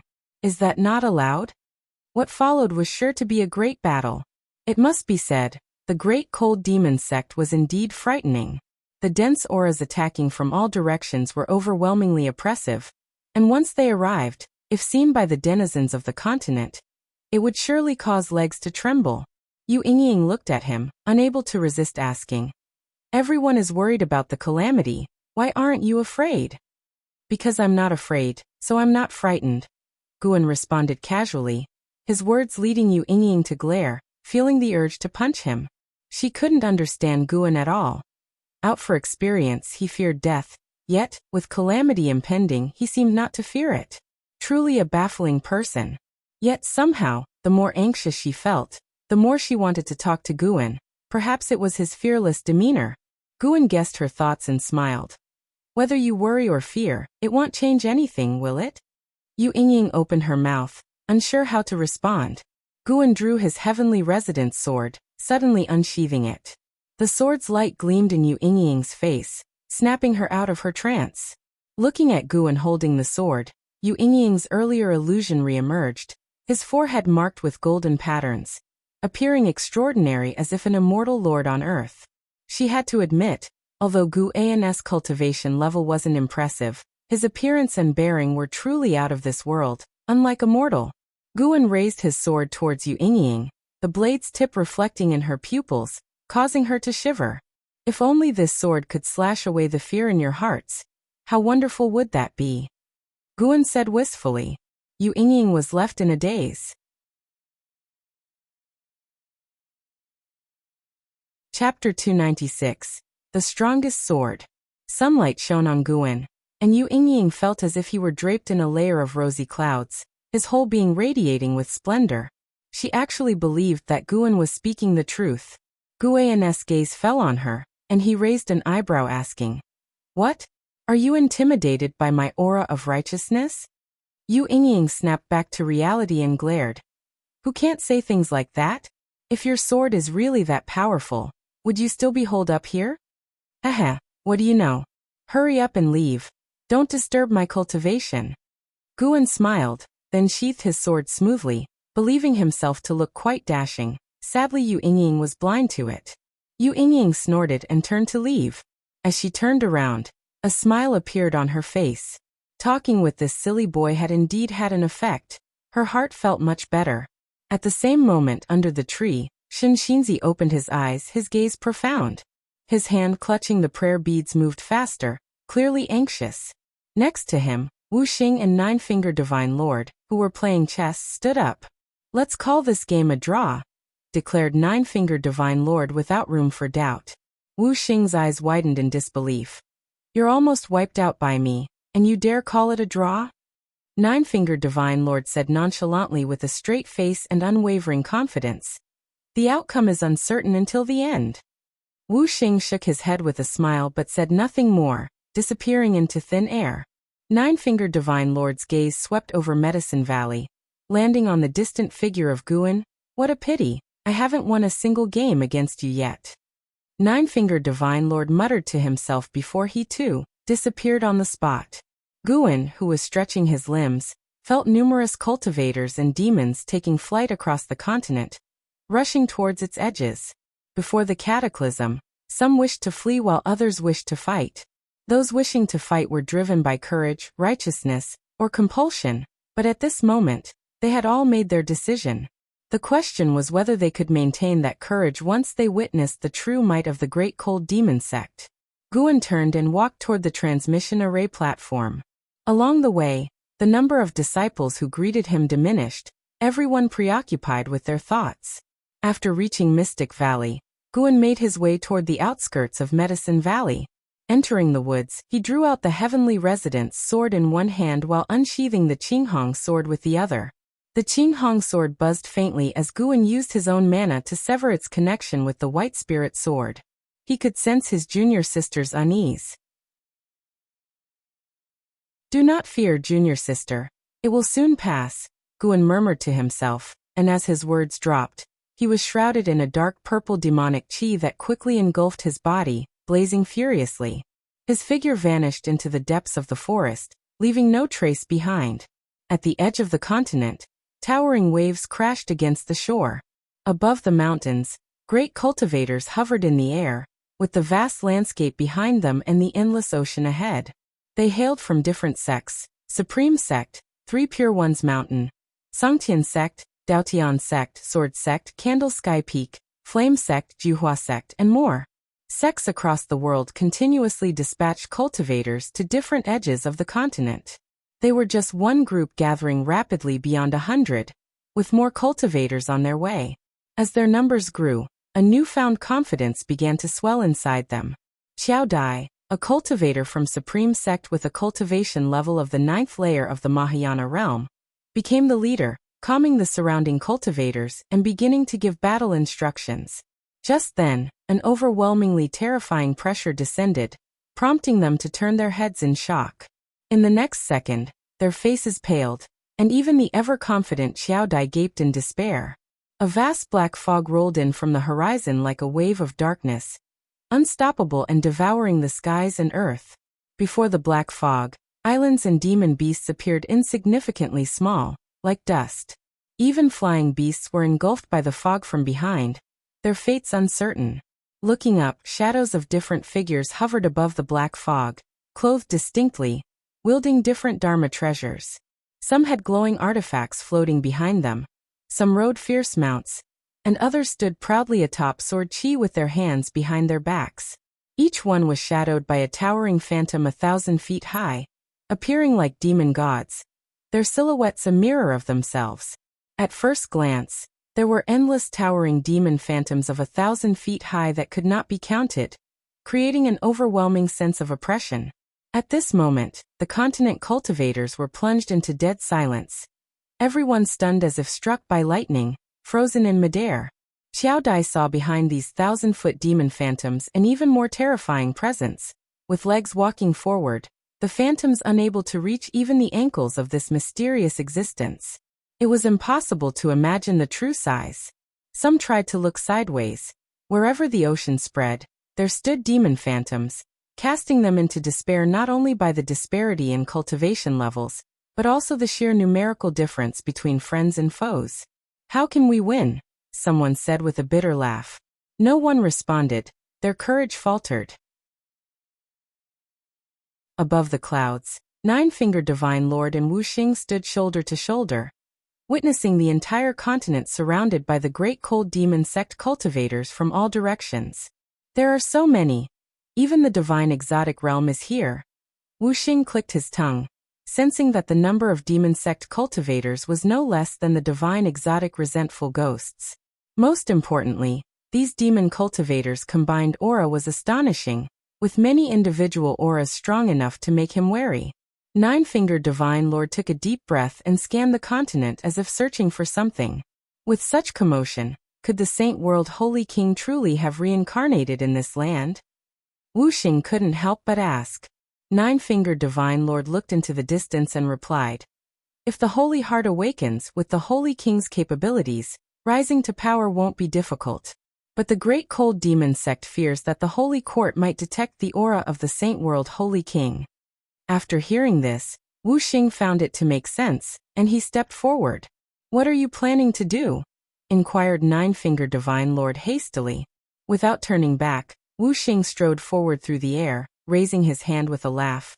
"Forgot to tell you, I am the divine exotic ghost king Wu Xing. Wu Xing is just a pseudonym." Nine-Fingered Divine Lord frowned but didn't get angry, just watched as Wu Xing advanced.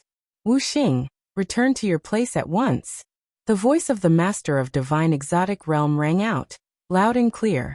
Wu Xing accelerated immediately, but suddenly his face darkened.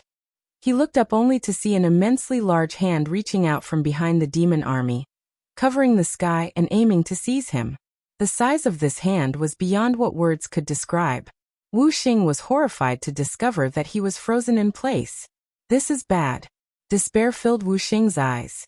At that moment, a powerful sword light forcefully entered his field of vision, and immediately after, the terrifying giant hand disintegrated before him. Subconsciously glancing over, his eyes widened in shock. He saw a figure he would never forget for all eternity. It was Guan, who had utilized the 9 extremes yin-yang body back in the divine exotic realm. Guan, holding 2 swords covered in dark purple demonic qi, brushed past Wu Xing. As his words hung in the air, Guan turned into a fleeting shadow, and in a flash, a streak of sword light appeared, boldly piercing through the distant black fog. Before Wu Xing could react, a terrifying wave of energy struck.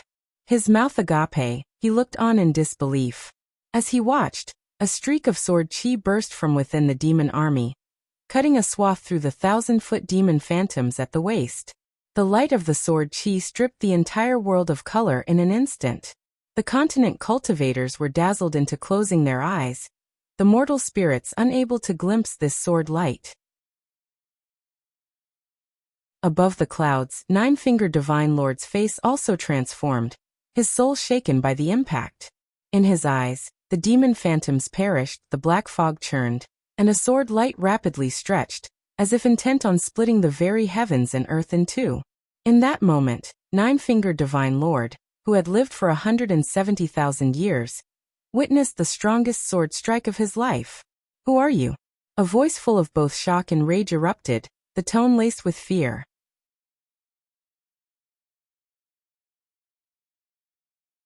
Chapter 297. Guan takes action. The sword light between heaven and earth began to fade, and the voice of the mysterious great cultivator from the great cold demon sect still echoed over the ocean, awakening the continent cultivators who had not seen Guan's figure just now. Only Nine-Fingered Divine Lord and stealing the 5 elements had seen clearly. But the immense sword intent made them think of one person. Sword Venerable Fudao. It's Sword Venerable Fudao. There's no mistake. It must be him. A mystic heart realm cultivator from the Supreme Sect exclaimed excitedly. He had also been to the heavenly repair platform, and had experienced the sword intent within the words righteous path. Xiao Dai was equally excited, his eyes filled with frenzied anticipation. At this moment, he remembered the scene when Sword Venerable Fudao descended upon the 7 stars spirit realm. Stealing the 5 elements, who had narrowly escaped calamity, let out a sigh of relief, immediately retreated, and dared not approach the encroaching army of demonic shadows again. Guan stood atop the demon mist, sword in hand, with thousand-zhong demonic shadows dissipating in all directions, but even more demonic shadows approached, encircling him. He even saw some demonic shadows standing tens of thousands of zhong tall, and giant demons of indeterminate size. You have successfully seized 10,298 years of lifespan from Meng Qinglang, Wandering Immortal Realm 7th floor. You have successfully seized 1,459 years of lifespan from Su Linxin, Loose Immortal Realm 2nd floor. You have successfully seized 12,080 years of lifespan from True Man Wuyun, Wandering Immortal Realm 6th floor. Notification after notification continuously popped up before Guan's eyes, but Guan didn't rush to make another move. Instead, he looked around. One had to say, the Great Cold Demon Sect's response was truly swift. As soon as he made a move, the remaining cultivators did not panic, but instead immediately arranged a formation. Their formation was highly profound, not only capable of being formed in an extremely short amount of time, but also containing powerful and mysterious forces. After the sword light vanished, in less than 3 breaths' time, the world suddenly changed, and in an instant, Guan found himself in the cosmic starscape, with rolling black mist under his feet, and still encircled by demonic shadows. The demonic shadows' feet held the Dharma treasures of the Great Cold Demon Sect cultivators. Accompanied by Guan's arrival in the cosmic starscape, those titanic figures and even larger beings revealed their true forms. There were beasts as mighty as creation's god mountains, female cultivators who resembled fairies constantly scattering strange petals, and enormous birds with wingspans of 10,000 li circling overhead. The demon mist under Guan's feet churned violently, like surging waves. Who are you exactly? If you do not reveal your identity, do not blame us for showing no mercy. The previous voice sounded again. This time, its tone was incomparably cold. After the formation was set up, he seemed to have regained his confidence. Guan looked up and saw, within the layers of encirclement above, in absolute darkness, a pair of gigantic eyes lurked, as if an unimaginable existence outside the universe was peering at him, filled with an oppressive feeling. Sword Venerable Jesuan, Carefree Primordial Immortal Realm 8th floor 780, for 50/830, 000/880, 000. An old monster who had lived for 780,000 years. However, killing this individual would only yield a little over 5,000 years of lifespan, which was too disappointing for Guan. As Sword Venerable Jesuan opened his eyes, for life-seizing immortals from the Carefree Primordial Immortal concurrently appeared. Fortunately, they had abundant lifespan, which improved Guan's mood. This is the Great Cold Demon Sect's Luo Tian Stars Immortal Capturing Formation. Once this formation is completed, no matter how great your divine skills, it will be impossible for you to escape. The voice of Sword Venerable Jesuan rang out, majestic to the extreme. The other 4 carefree primordial immortals took out their supreme treasures and dispersed in all directions. Once they stopped, the entire cosmic starscape rippled, numerous rainbow lights emerged.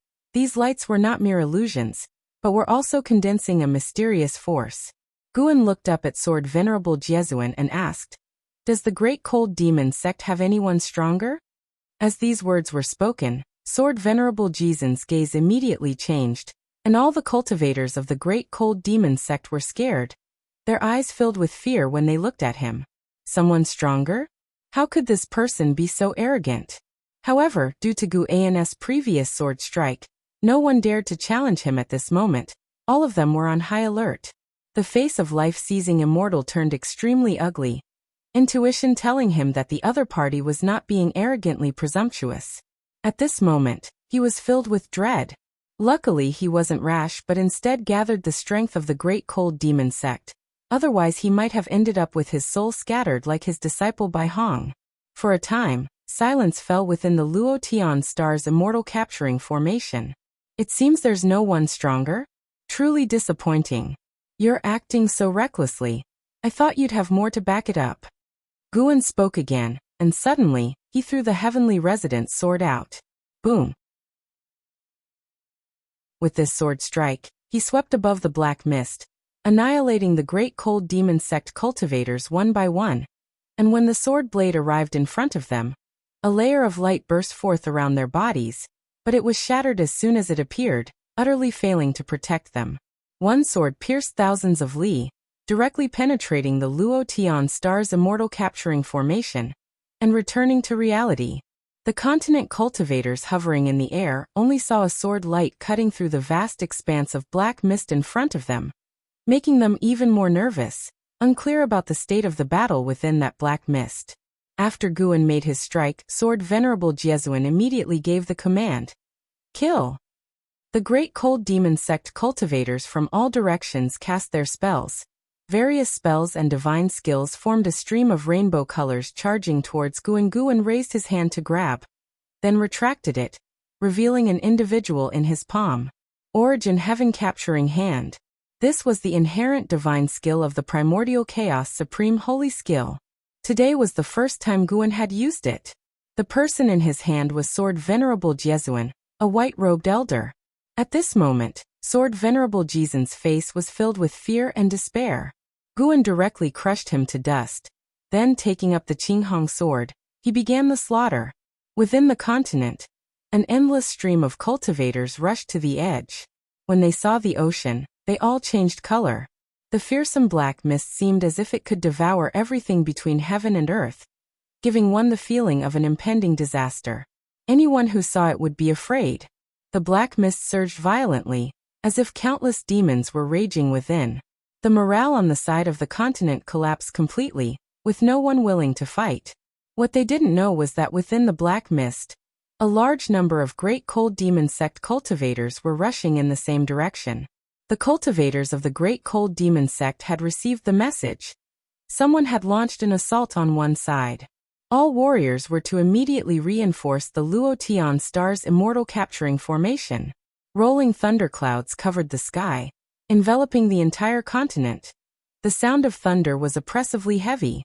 In the demon land, within a subsect of the supreme sect, Yilan stood on a pavilion, looking up at the sky, tightly clutching the white spirit sword in her hand. She felt no anomaly from within the white spirit sword, but her heart would not be at peace. I hope we can safely get through this calamity, Yilan muttered to herself, praying secretly.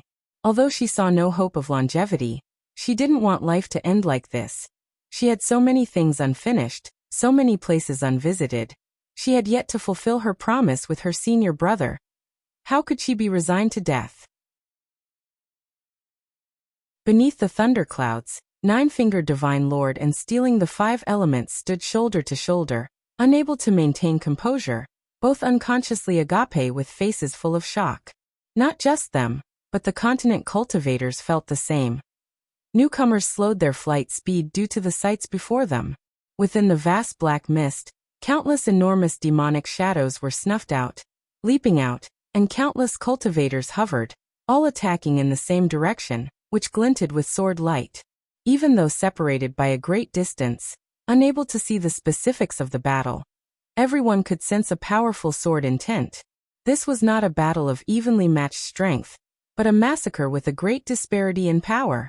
The number of cultivators from the Great Cold Demon sect was vast, forming an ocean of people, and within their encirclement, Guin wielded dual swords casually, yet each sword could kill a large number of cultivators and demons. His strength deeply struck the Great Cold Demon sect. No good. We are not his match. Damn. He's doing it on purpose, deliberately not using divine skills, and relying solely on sword chi to slaughter us.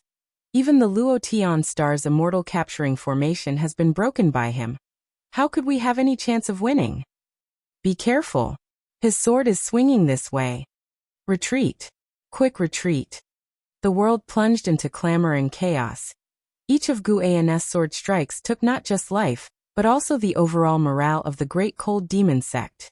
Life-seizing immortal dared not approach Guin, only able to use long-range divine skills. Giant hands resembling the clasping of fingers descended from the sky, pressing towards Guin, but were instantly shattered upon contact with him, having no effect. Guin strolled leisurely, walking above the black mist, each step followed by a sword swing as casually as if taking a walk, with no swordsmanship to speak of. Every time the Great Cold Demon sect tried to form the Luo Tian star's immortal capturing formation, it would be dispersed by Guan's sword chi. Guin looked at the notifications before him, struggling to contain the emotions in his heart. He was not killing for the sake of killing, he was enacting justice on behalf of the heavens.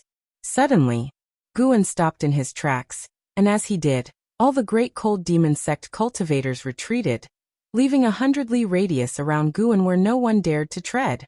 The cultivators of the Great Cold Demon sect fell silent, all staring dead ahead at Guin. Life-seizing immortal gritted his teeth and said, "The sect leader will arrive soon, don't panic everyone."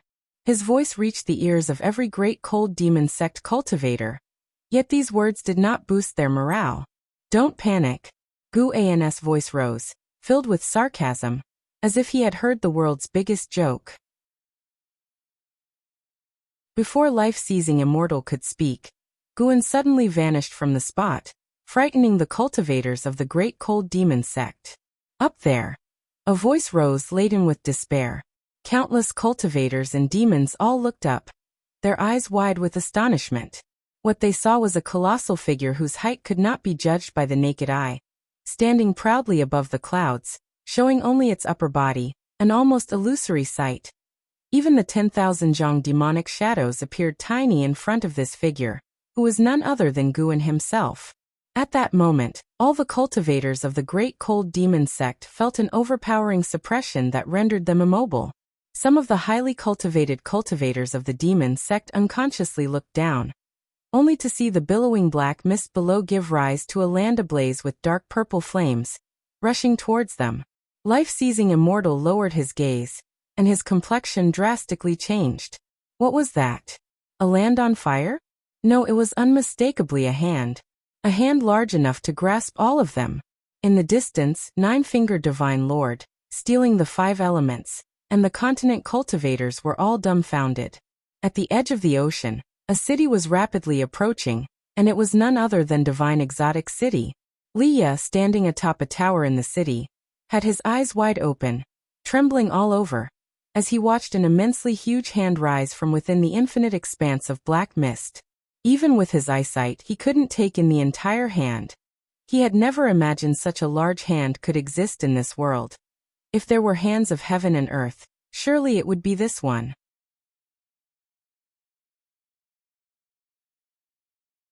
Chapter 298. Breaking through a lifespan of 100 million years. I'm not dreaming, am I? Liya muttered to himself, questioning the divine exotic immortal spirit perched on his shoulder. The divine exotic immortal spirit also widened its eyes in shock, its mouth agape. From their perspective, the huge hand at the horizon of the sea seemed as large as the ocean itself. If not for the curved fingers, they could hardly tell it was a hand. It felt like it could grab an entire continent with ease. Liya recognized the demonic chi emanating from the gigantic hand as somewhat familiar. Wait, wasn't this the hand of the primordial ancestor? At that thought, a surge of blood rushed through Li Ya's body uncontrollably, exciting him to the extreme. At the same time, the entire continent's populace could see Guan's figure, whose massive presence shook mountains and clouds on his path, a sight that overturned their understanding and imagination. In the Third Medicine Valley, thousands of disciples watched with their mouths agape.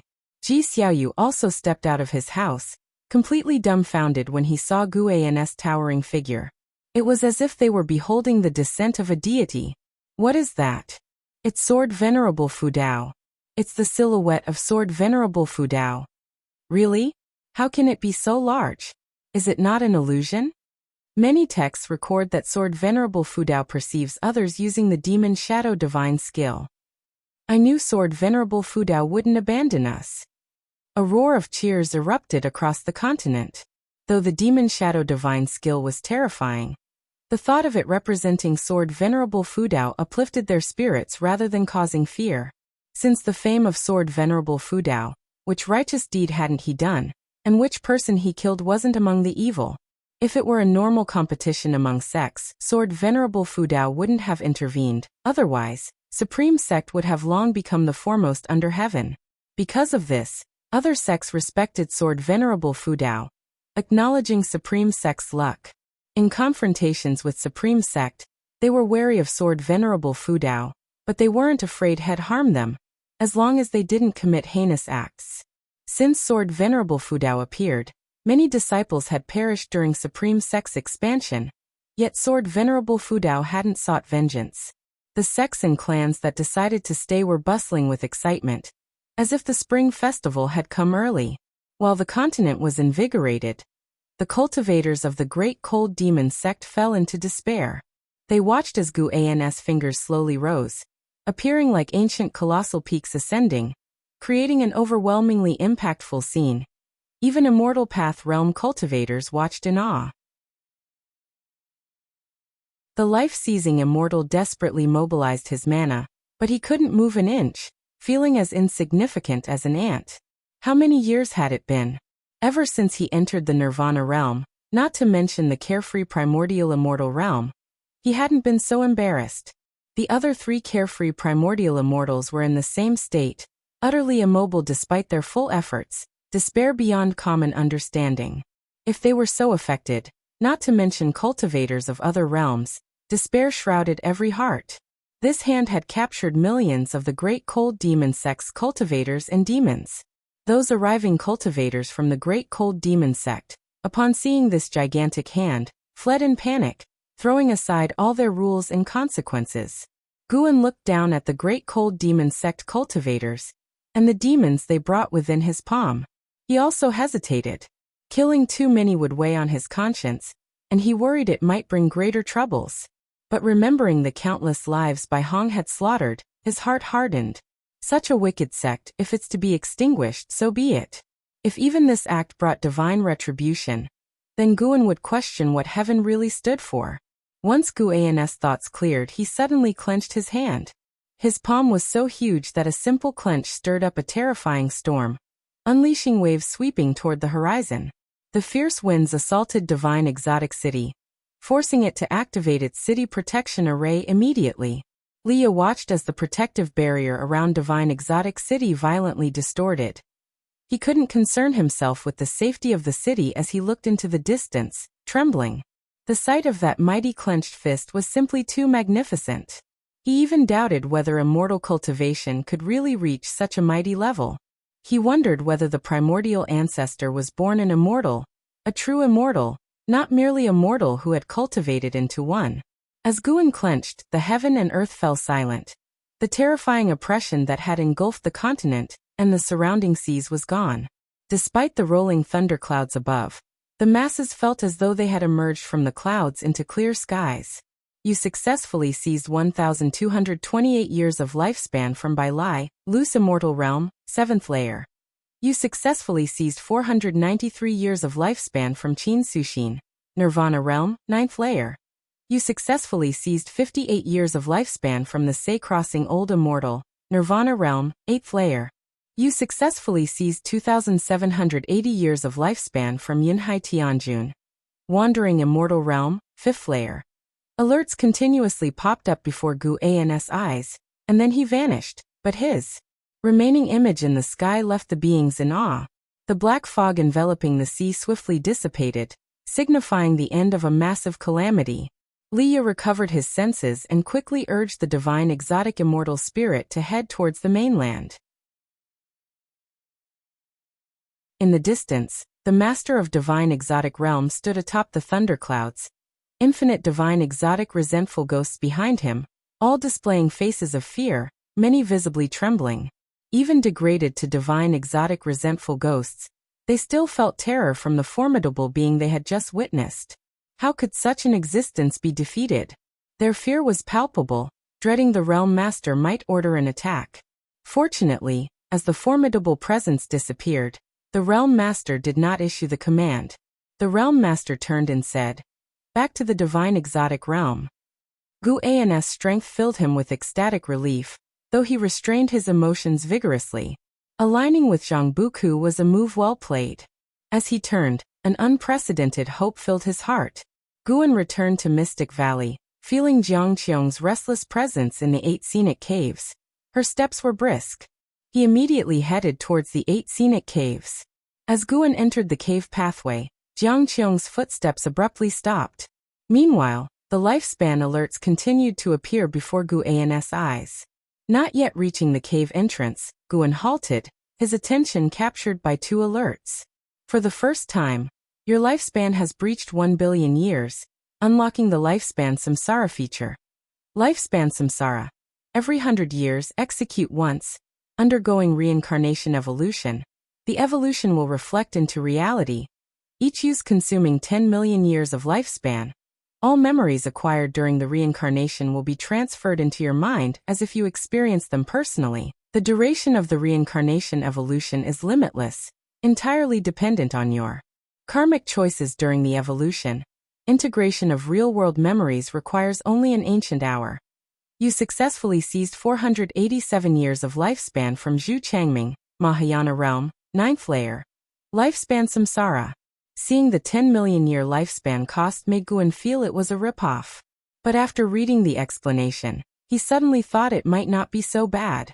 If during the reincarnation evolution he lived long enough, the Taoist sorcery, divine skills, and understanding of the Tao achieved in one lifetime could potentially be worth more than 10 million years of lifespan.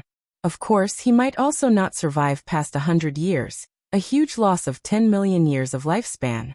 This was a massive gamble. As Guan pondered, Jiang Qiong's voice floated over. "What are you standing there for? Come in already." On hearing this, Guan immediately strode forward. Tips indicating lifespan seizures continued. This series was a massive win. Guan had originally planned to use high-rank medical herbs from an outer world cave to push his lifespan over 1 billion years, but inevitably, some would push their luck too far. Folks get cocky, but if the heavens don't act, then he would. As Guan reached the base of the green vine tree, he couldn't help but laugh and cry. Jiang Qiong had dug a hole and placed a coffin inside. What was this? Planning to bury himself. Jiang Qiong pointed at the coffin. "Lie down here with me, it might help us avoid disaster." Guan pretended to be reluctant. "Is this really necessary?" Jiang Qiong glared, swiftly came forward and pushed him. If he hadn't suppressed his Taoist gang primal energy, Jiang Qiong might have been obliterated. Guan had no choice but to lie down in the coffin. Jiang Qiong jumped in after him, forcibly pressing him down. Lying in the coffin, she swung her right hand, and the lid immediately covered them, plunging their vision into darkness. From the outside, the coffin began sinking into the earth, soon vanishing from sight. Confined in the cramped space of the coffin, Guan and Jiang Qiong squeezed together. In that moment, Guan's heart calmed. Massacring so many, even if all evil, his heart couldn't stay tranquil easily. Excessive killing bred malevolent energy, even a thrilling emotion of breaking free from moral shackles. He needed time to adjust. Now, lying in this darkness, his mood inexplicably steadied. Despite being in the dark, Guan could still see his lifespan alerts. Jiang Qiong's body began to squirm. Her arm was soft, she seemed to feel too squeezed, constantly pressing against Guan. Guan couldn't help asking, "If the calamity doesn't strike, How long must we hide here before we can leave? Being squeezed in the coffin with Jiang Qiong, he actually found it quite amusing, a completely novel experience for him. Hide for a few decades, at least until we get past the life-seizing immortal's 100-year mark. That long? No, I need to go back. There are disciples in the valley. I can't abandon them. Humph, don't even think about it. Now that you've already lain down, don't think about leaving. As her words fell, Guan felt his left hand grasped by hers. Her hand was cold, like a corpse's. Guan tried to break free, but she held on tightly. Only after all the lifespan alerts had settled did Guan come back to his senses. He hadn't checked his lifespan yet, planning to later enjoy the moment of unveiling his lifespan. He spoke up. It's a bit uncomfortable squeezing like this, don't you think? Squeezing like this for decades, I'm afraid I might die. Jiang Qiong didn't respond but began to shift her body. Guan stiffened instantly. Jiang Qiong actually lay on top of him, face to face. In the darkness, Guan distinctly felt her breath was a bit agitated, though faint, not escaping his senses. Suddenly, Jiang Qiong's face pressed against Guan's chest, and he could feel one of her legs rubbing against his shin. This is bad. Things have gone too far. Guan fake coughed. Why are you so heavy? Jiang Qiong's breathing hitched. Then Guan felt a hand land on his waist, fingers pinching his flesh.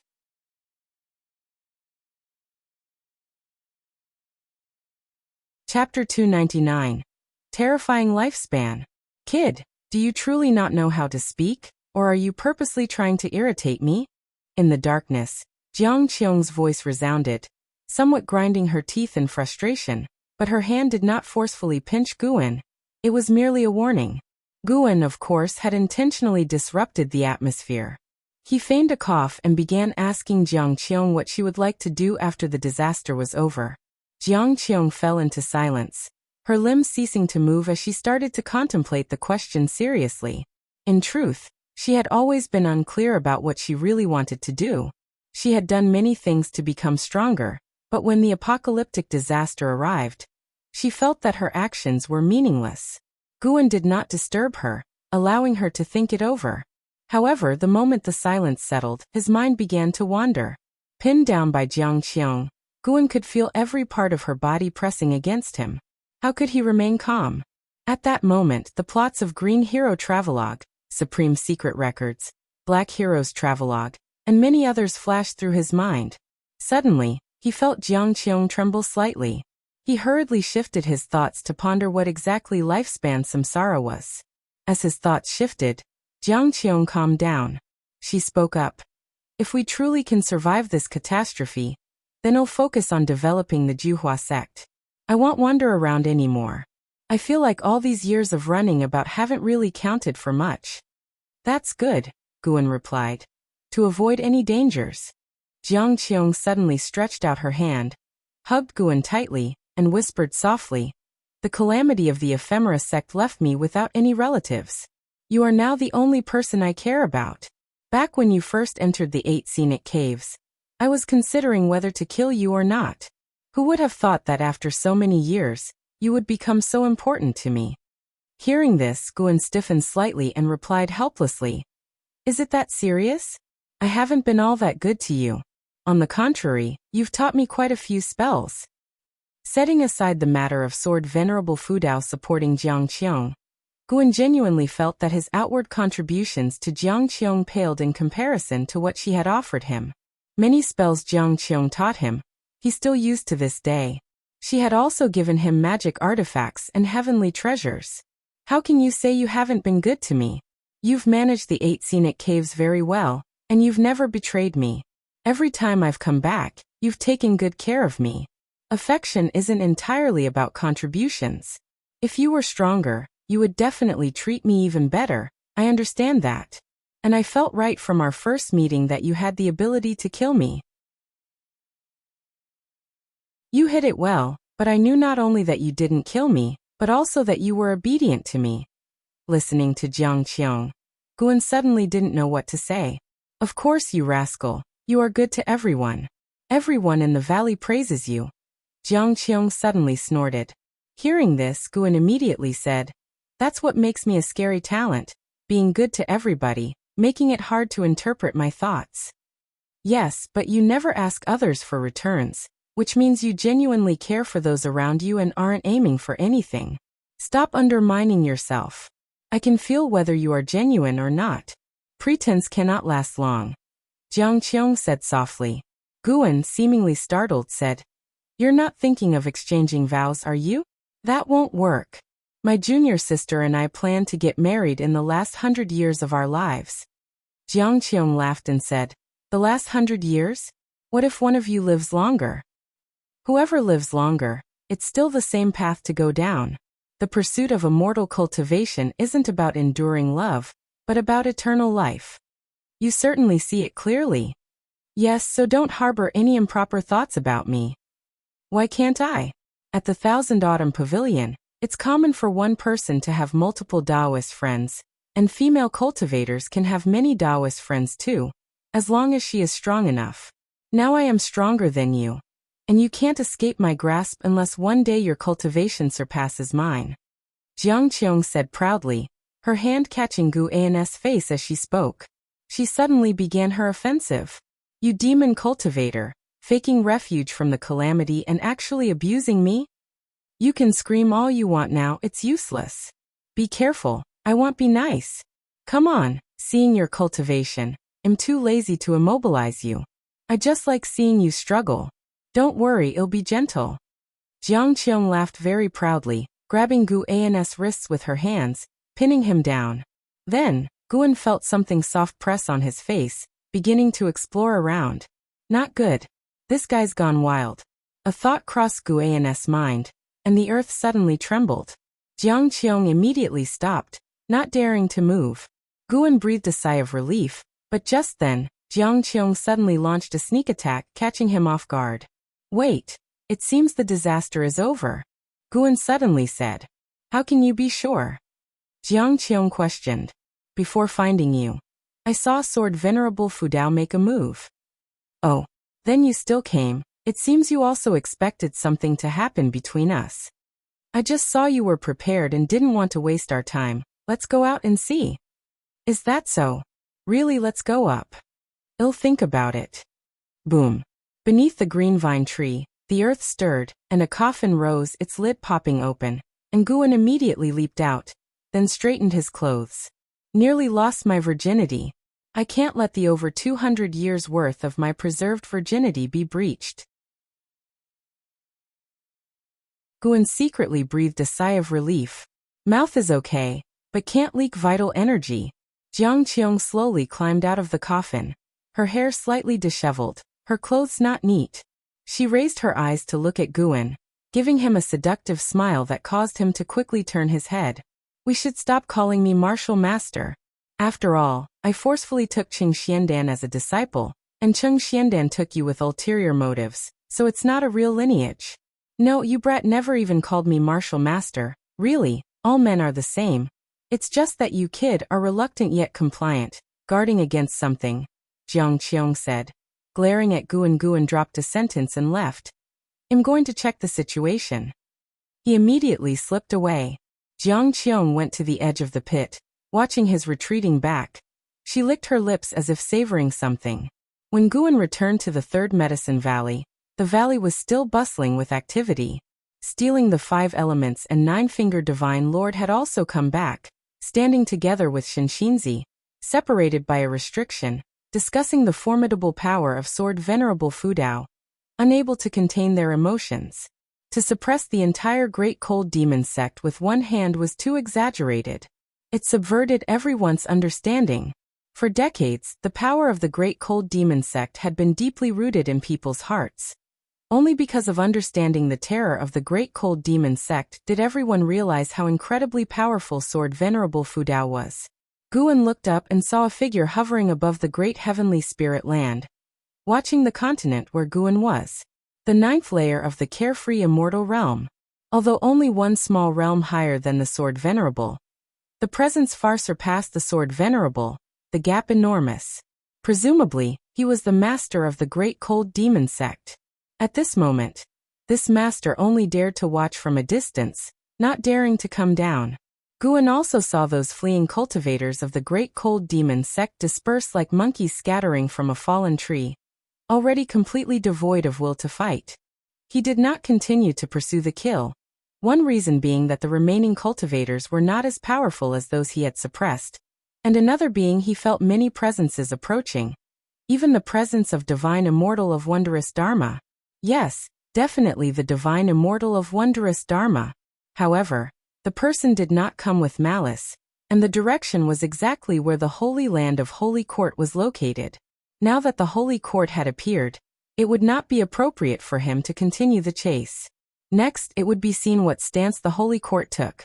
Guan brought up his attribute panel. Name: Guan. Lifespan: 210/790 407, 832. Physique: primordial karmic body. Cultivation level: divine immortal of wondrous Dharma realm, 9th layer, 790 million years of lifespan. Guan suddenly felt like cursing. That was too awesome. The guilt from the killing faded instantly. Besides, he had not killed indiscriminately. He was executing justice on heaven's behalf, ultimately for the people. Finally, he could fully upgrade. Guan grinned. Very close to 1 billion now. Should he wait a bit longer? Forget it, damn it, just 100 million years. He had to wait a long time. How much longer for the remaining 200 million years? Look for a chance to break through. And it was a comprehensive upgrade. Heart surging with excitement, Guan even felt like trying out a 10 million year lifespan samsara, just to see what it was. He walked towards the pavilion clusters, shouting with mana. Today, to thank Sword Venerable Fudao for resolving the calamity. Let's celebrate tonight. Consider it a holiday. Deacons get moving. His voice spread throughout Medicine Valley. Achieving this feat with core formation realm cultivation was not difficult, and soon, various cheers rose within the valley. When Guan reached his own pavilion, Ji Xiaoyu came up to him indicating with her eyes. They both went upstairs and closed the door. I think Sword Venerable Fudao's silhouette seemed familiar. Ji Xiaoyu said seriously, causing Guan's heart to tremble. What did that mean? Could she have linked it to me? Guan immediately became uneasy. A supreme power who suppressed the great cold demon sect spooked by a core formation realm cultivator. He asked with a frown. Could it be that Sword Venerable Fudao originates from the Ji family? Ji Xiaoyu shook her head. No, I saw him in a dream. It must have been a scene from a past life. Hearing this, Guan breathed a sigh of relief, but his brows furrowed even deeper. Today's battle was an eye-opener. I suddenly feel that I can't die too early in this life. I need to follow in the footsteps of Sword Venerable Fudao. Ji Xiaoyu spoke again, her face full of admiration. Chase after Sword Venerable Fudao? He was divine immortal of wondrous Dharma realm, 9th layer. Guan didn't discourage Ji Xiaoyu. What if she really could achieve it? He started motivating Ji Xiaoyu. They chatted for a while before Ji Xiaoyu finally left, but when she reached the door, she stopped, turned back to look at Guan, and said, The scent of a woman on you is stronger now. It's still the same woman as last time.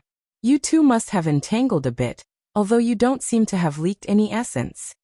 After that, she pushed the door open and left without closing it. Guan stood there puzzled. How did she figure that out? What kind of divine skill was that? Or was it a talent? Guan didn't dwell on it. Living another life, he planned to be carefree and at ease. Why worry too much? Just follow his heart. He started waiting for that divine immortal of wondrous Dharma to leave, as long as the person didn't mess around. And once they left, he would find a place to break through.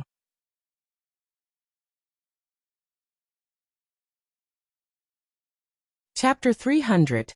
7 Divine Golden Bodies. Primordial Ultimate Body. The mysterious divine immortal of wondrous Dharma wandered in this mortal world region, never stepping onto the continent where Guan was located. A day and a night later, he left. Starting from the second day, rumors about the great cold demon sect being annihilated single-handedly by Sword Venerable Fudao spread like a hurricane across the seas, shocking the countless beings that were fleeing. Their first reaction was disbelief, as the news sounded too preposterous. The world was in an uproar, and within the supreme sect, it was a time of celebration, with dazzling lights and decoration everywhere. Everyone was singing praises of Sword Venerable Fudao's magnificent feats and mighty power. This time, Sword Venerable Fudeo's rescue efforts had a wider reach than ever before. How could they not be proud? They were unclear if there truly were immortals who cared for the common folk in this world. But at least in their hearts, Sword Venerable Fudao was an immortal who brought salvation to all living beings. The day after the divine immortal of wondrous Dharma left, Guan quietly departed from the continent. He headed south, moving away from the mortal world region where the supreme sect was located. Eventually, he arrived at a desolate sea, where the number of beings was extremely sparse. Whether deep within the sea or above its surface, numerous lost souls and wild ghosts floated about. The sky above this place was covered with dense, oppressive clouds, but the spiritual energy here was quite abundant. After surveying the area with his divine sense, Guan discovered an island deep within the ocean guarded by powerful restrictions. If he were to break through forcefully, he would undoubtedly alert the entity within. He speculated that a carefree primordial immortal might be hiding inside because although the restrictions were strong, he felt it wouldn't be difficult to break through if he wanted. No wonder the spiritual energy was so abundant here. Yet there were so few beings. It turns out a malevolent deity was hidden within. Guan landed on an uninhabited isolated island, and immediately activated the lifespan barrier. 790 million years of lifespan. The more he looked at it, the more invigorating it felt. He had never been so affluent before. Guan sat cross-legged in front of a withered tree, looking at his attribute panel, chuckling to himself. First, he would enjoy the moment for a while longer. After a good while, Guan then reined in his emotions and decided to give lifespan samsara a try. He would test the waters with 10 million years. If this function turned out to be ineffective, he would dismiss it forever, just like the lifespan deduction he had initiated before. You have spent 10 million years of lifespan to trigger one reincarnation evolution. Beginning connection to Tao rules. Searching for reincarnation heaven and earth. You have the following heaven and earth options, choose any one. 1. Great Heavenly Spirit Land. 2. Dark Great Heaven and Earth. 3. The Great Multiverse HM? There's even a Great Heavenly Spirit Land? Guan thought if the reincarnation evolution reflected reality, could it be that it's not just memory fusion, but it could also affect reality itself? He wasn't sure, so after some thought he decided not to choose the Great Heavenly Spirit Land, to avoid any potential issues. He was drawn to the Dark Great Heaven and Earth. The name sounded well suited for his life-stealing ability. Since it was reincarnation evolution, perhaps he would still possess his current golden finger. That's the one. Dark Great Heaven and Earth. You choose to reincarnate into the Dark Great Heaven and Earth. Considering that the Tao rules of this world cannot conceal your talent, you will retain the life-stealing ability, but cannot unlock stage-specific functions. Reincarnation evolution begins. In the first year, you were born in a village in the East Profound Domain, and your parents named you Chu Lu. At the age of 7, you accidentally pulled up a spirit grass in the mountains, stealing 8 years of lifespan, marking a turning point in your destiny. At the age of 8, you took an immortal cultivator as a master and traveled the world with him. At 15, you encountered a cultivator robbery. To protect you, your master died. You harbored a grudge, hid in the mountains, and began to accumulate lifespan. By 18, you evolved your cultivation level to the nascent soul realm through lifespan evolution, and you began your revenge. At 19, you infiltrated the residence of your enemies, killing everyone until only one person remained, a girl. Seeing her fearful demeanor, you felt some reluctance and struggled internally. Do you choose to execute her? The prompt stopped here. Guan paused for a moment, choosing not to execute her. Joking aside, with his life-stealing ability, he certainly wouldn't be hunted by this girl. You spared the girl, Cheng Jialan, and resumed your path of immortal cultivation. Seeing this prompt, Guan smiled. This girl, like his junior sister, also had Lan in her name. The previous prompts had no names. It seemed the deceased don't get named unless they survive. Hold on. His parents and master were initially alive as well, but they were not named. He suddenly had a bad feeling. Could it be that this Cheng Jialan would live a long time?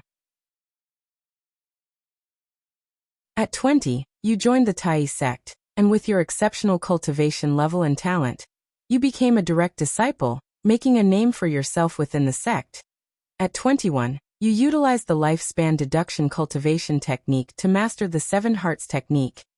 At 22, jealous of you, the sect leader's son ambushed you while you were on a mission, surrounding you with his people.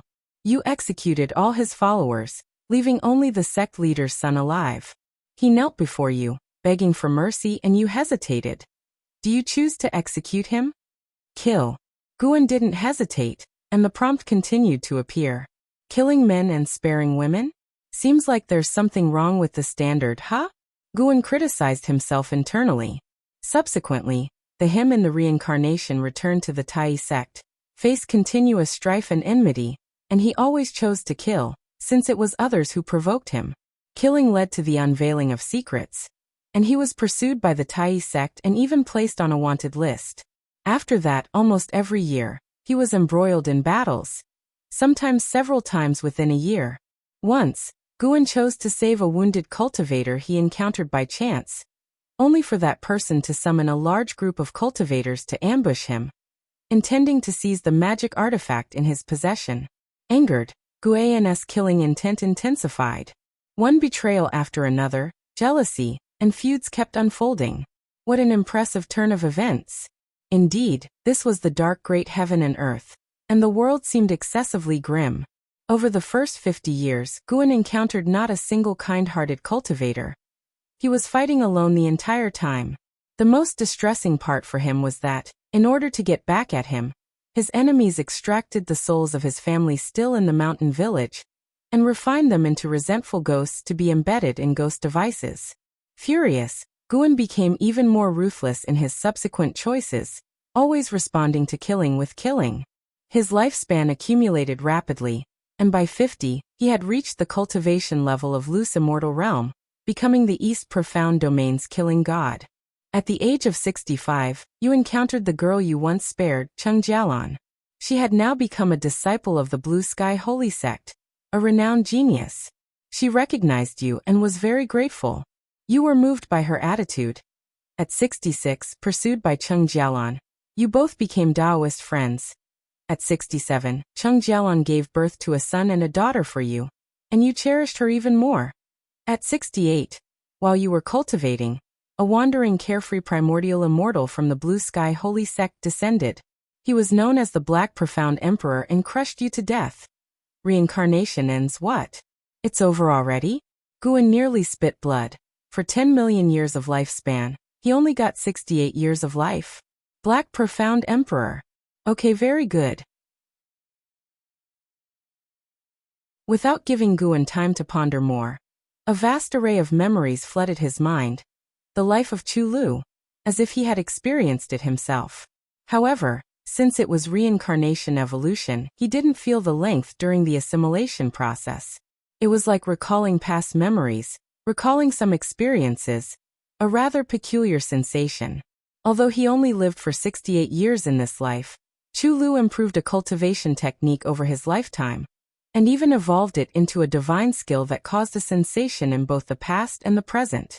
Developed from the 7 hearts technique after numerous enhancements, it is now known as the 7 divine gold bodies. 7 divine gold bodies, with an inherent cultivation technique. Once mastered, it forms 7 souls, each equipped with divine skills, allowing him to resurrect even if killed. In memory, getting crushed by the Black Profound Emperor wasn't as straightforward. He resurrected 6 times in the Black Profound Emperor's hands, but the result was the same. The gap in cultivation level was too vast. His teleportation divine power was unable to let him escape. After assimilating the 7 divine gold bodies, Guan felt somewhat placated. It is hard to say if the value of the 7 divine gold bodies could match 10 million years of lifespan. But it certainly was not something to be gained with just 1 or 2 million years of lifespan. The skill was extremely powerful, allowing nascent soul realm Chu Lu to severely injure enemies of the 2nd level of wandering immortal realm, proving its strength. It was not enough perseverance. Guan realized that in reincarnation evolution, he could only make decisions at destiny's turning points and couldn't control his reincarnated self. Thinking about it, didn't this mean that all other worlds of reincarnation also had their own thought processes? Isn't this also the case with reincarnation in reality? Ji Xiaoyu in this life was completely different from her previous life. Guan withdrew his thoughts, noticing that the ground was full of spiritual energy. This showed that reincarnation evolution also consumed real-world spiritual energy. Fortunately, he had changed locations to avoid affecting the supreme sect and the continent. Time to get down to real business. Today he would break through a major realm. Guan accessed the attribute panel and poured 20 million years of lifespan into physique. Primordial karmic body advanced to primordial chaos body, then ascended to primordial ultimate body, awakening the great divine power, the primordial chaos grand disk. This divine skill was an amalgamation of attack, defense, and sealing abilities, larger and more formidable than regular heaven and earth rules, possessing the might to crush heaven and earth rules. Guan immediately trained this divine skill to mastery realm. Vast spiritual energy surged into Guan's mind, and his consciousness entered a state of sudden enlightenment. Primordial ultimate body and primordial karmic body, although both named after primordial, had a huge disparity. By reaching ultimate body, one could easily see through heaven and earth rules as well as cause and effect, exerting absolute suppression over the primordial body type. Although Guan had not yet encountered a primordial body type, he felt that primordial must exist. After all, it was achieved through the elevation of his own body type, indicating that if the mortals of the great heavenly spirit land traced back their ancestry, they might very well be linked to primordial. He just did not know where primordial was located. As Guan devoured the spiritual energy, the silent and gloomy sea stirred into a tempest, as a powerful divine sense swept across the sea. Unfortunately, no matter how much it searched, it could not find Guan. An ancient hour later, Guan finally opened his eyes, and his physique was completely transformed into a primordial ultimate body. His current strength had reached a terrifying level, and the sensation of power was exceedingly delightful. He even wanted to find someone to test his newfound strength against. Fortunately, he resisted the urge. Cannot drift away. Chu Lu was too overconfident, killing throughout his path, only to be crushed to death by a cultivator several major realms above. Guan looked at the cultivation technique section. Primordial Chaos Supreme Holy Skill and All Things Form and Energy Art were each worth 20 million years of lifespan. The reason he only used 20 million years of lifespan was that he started to covet the function that would unlock with 1 billion years of lifespan.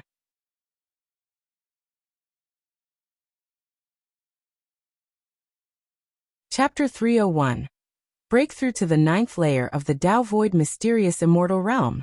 In the next ancient hour, Guan enhanced the Primordial Chaos Supreme Holy Skill to the great accomplishment of infinite primordial creation.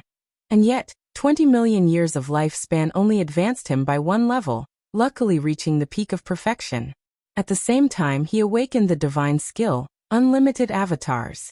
Every element of the 5 elements spiritual energy could turn into an avatar. This divine skill's combat power wasn't particularly outstanding as it manifested in quantity, since the 5 elements spiritual energy existed everywhere. He continued to advance. The All Things Form and Energy Art was elevated to the Chaotic Myriad Forms Freedom Technique, and then further to the Tao Void Mysterious Divine Thought Skill. Similarly costing 20 million years of lifespan, no new divine skills were awakened, but the technique itself was a divine skill. The Tao Void Mysterious Divine Thought Skill, once mastered, would not be restricted by rules. With a mere thought, he could suppress cultivation level, breath, appearance, and everything else, making them unperceivable to others. With this technique, there was no need for Guan to use transformation techniques. Of course, what he valued most was its marvelous effect in hiding cultivation level and breath. In the reincarnation evolution, Chu Lu died quickly exactly because he lacked this technique. Of course, trusting Cheng Jialan also played a part. After Guan passed on the Tao Void Mysterious Divine Thought Skill, another ancient hour had passed. Next was the promotion of the Boundless Heaven Constricting Sword to the Eternal Boundless Divine Sword. The Limitless Freedom Step was finally elevated to the Stepping Path of Ages Step, a technique that allowed time reversal within a specific range of each footstep, transforming all things from death to life, from life to null. Of course, This stepping technique couldn't aid in achieving immortality since it had limitations, and was primarily used for combat. The 9 extremes yin-yang body was finally advanced to the Tao of transcending void body. Guan also enhanced the soul capturing skill, promoting it to the great imprisoned soul immortal technique, consuming 5 million years of lifespan. The previous 3 ultimate skills and divine skills each consumed 20 million years of lifespan, totaling 65 million years of lifespan. Adding the physique and cultivation technique, Guan had already spent 105 million years of lifespan. The consumption from the lifespan barrier was also a significant figure. Even without breaking through, he felt invincible at this moment. But he needed to be cautious. He must break through. Guan reopened the attribute panel, focusing his gaze on the cultivation level column. At this moment, the entire ocean was experiencing a violent storm, with endless towering waves, as the divine sense of a carefree primordial immortal frantically scanned the area. Guan didn't mind since the area was mostly inhabited by lost souls and wild ghosts who wandered the mortal world, suffering from the rejection of the heaven and earth rules. He hesitated for a moment, then decided to invest 5 million years of his lifespan. It was uncertain whether the early investment of 100 million years of lifespan could erase the gap in the difficulty of cultivation between the divine immortal of wondrous Dharma and higher realms. You practice chi absorption cultivation for 30,000 years, forcefully attempting to assault the Tao void mysterious immortal realm with the great accomplishment of infinite primordial creation, starting the tribulation crossing. You didn't endure the 6 realms destiny ultimate void tribulation, failing the tribulation, 30,000 years for 1 tribulation crossing. Guan was thrilled, knowing that previously, when he attempted to reach the divine immortal of wondrous Dharma realm, it took 60,000 years for 1 chance to cross the tribulation. However, even more surprising events occurred. You practiced chi absorption cultivation for 300,000 years. You endured the 6 realms destiny ultimate void tribulation with the forceful use of the great accomplishment of infinite primordial creation, and succeeded in the tribulation crossing, advancing your cultivation level to the first layer of the Tao void mysterious immortal realm. You practiced chi absorption cultivation for 500,000 years, advancing your cultivation level to the second layer of the Tao void mysterious immortal realm.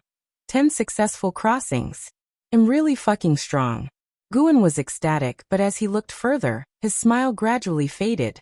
The time required for each level in the Tao void mysterious immortal realm kept increasing. You practiced chi absorption cultivation for 4 million years, advancing your cultivation level to the 8th layer of the Tao void mysterious immortal realm. You practiced chi absorption cultivation for 4.7 million years, advancing your cultivation level to the 9th layer of the Tao void mysterious immortal realm.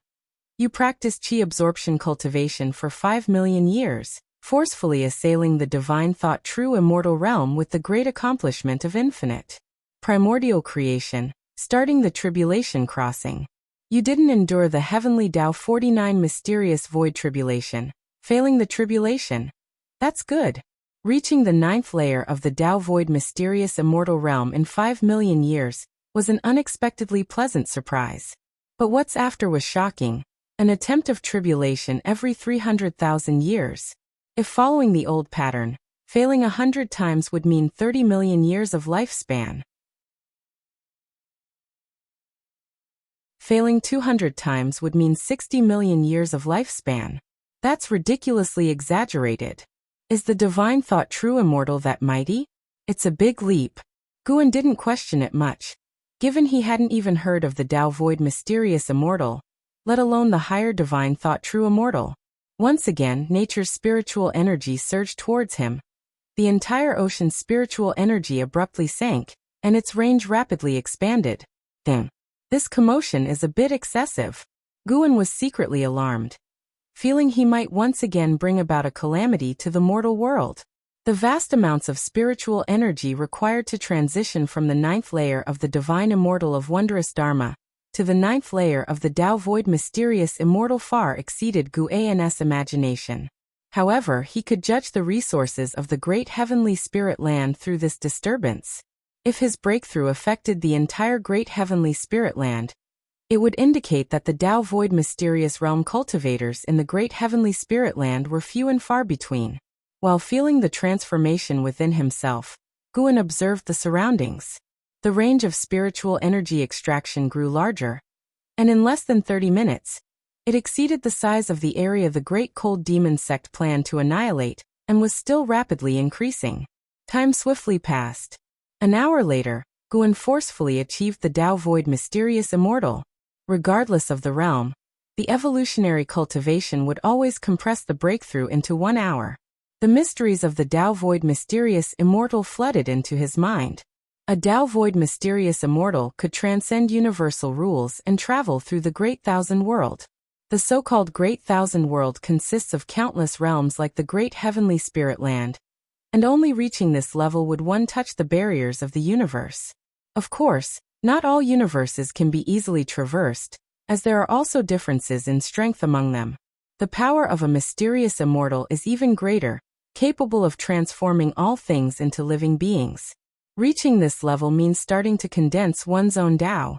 The so-called Tao is the condensation of the overall path of immortal cultivation, manifesting as will, capable of condensing a Tao form, and using it to battle and suppress everything. Guan was immersed in the transformation brought by the Tao Void mysterious immortal, unable to extricate himself.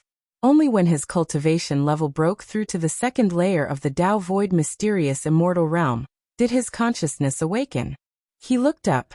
The universe no longer looked so distant to him. His gaze and divine sense reached perfect unity, allowing him even to peer into the ends of the universe. He saw the silent destruction domain described by Baizia, a place of utter darkness emitting a terrifying aura that made it difficult for him to infiltrate lightly. For he sensed auras within that made him wary, not just one, but several. Time continued to move forward.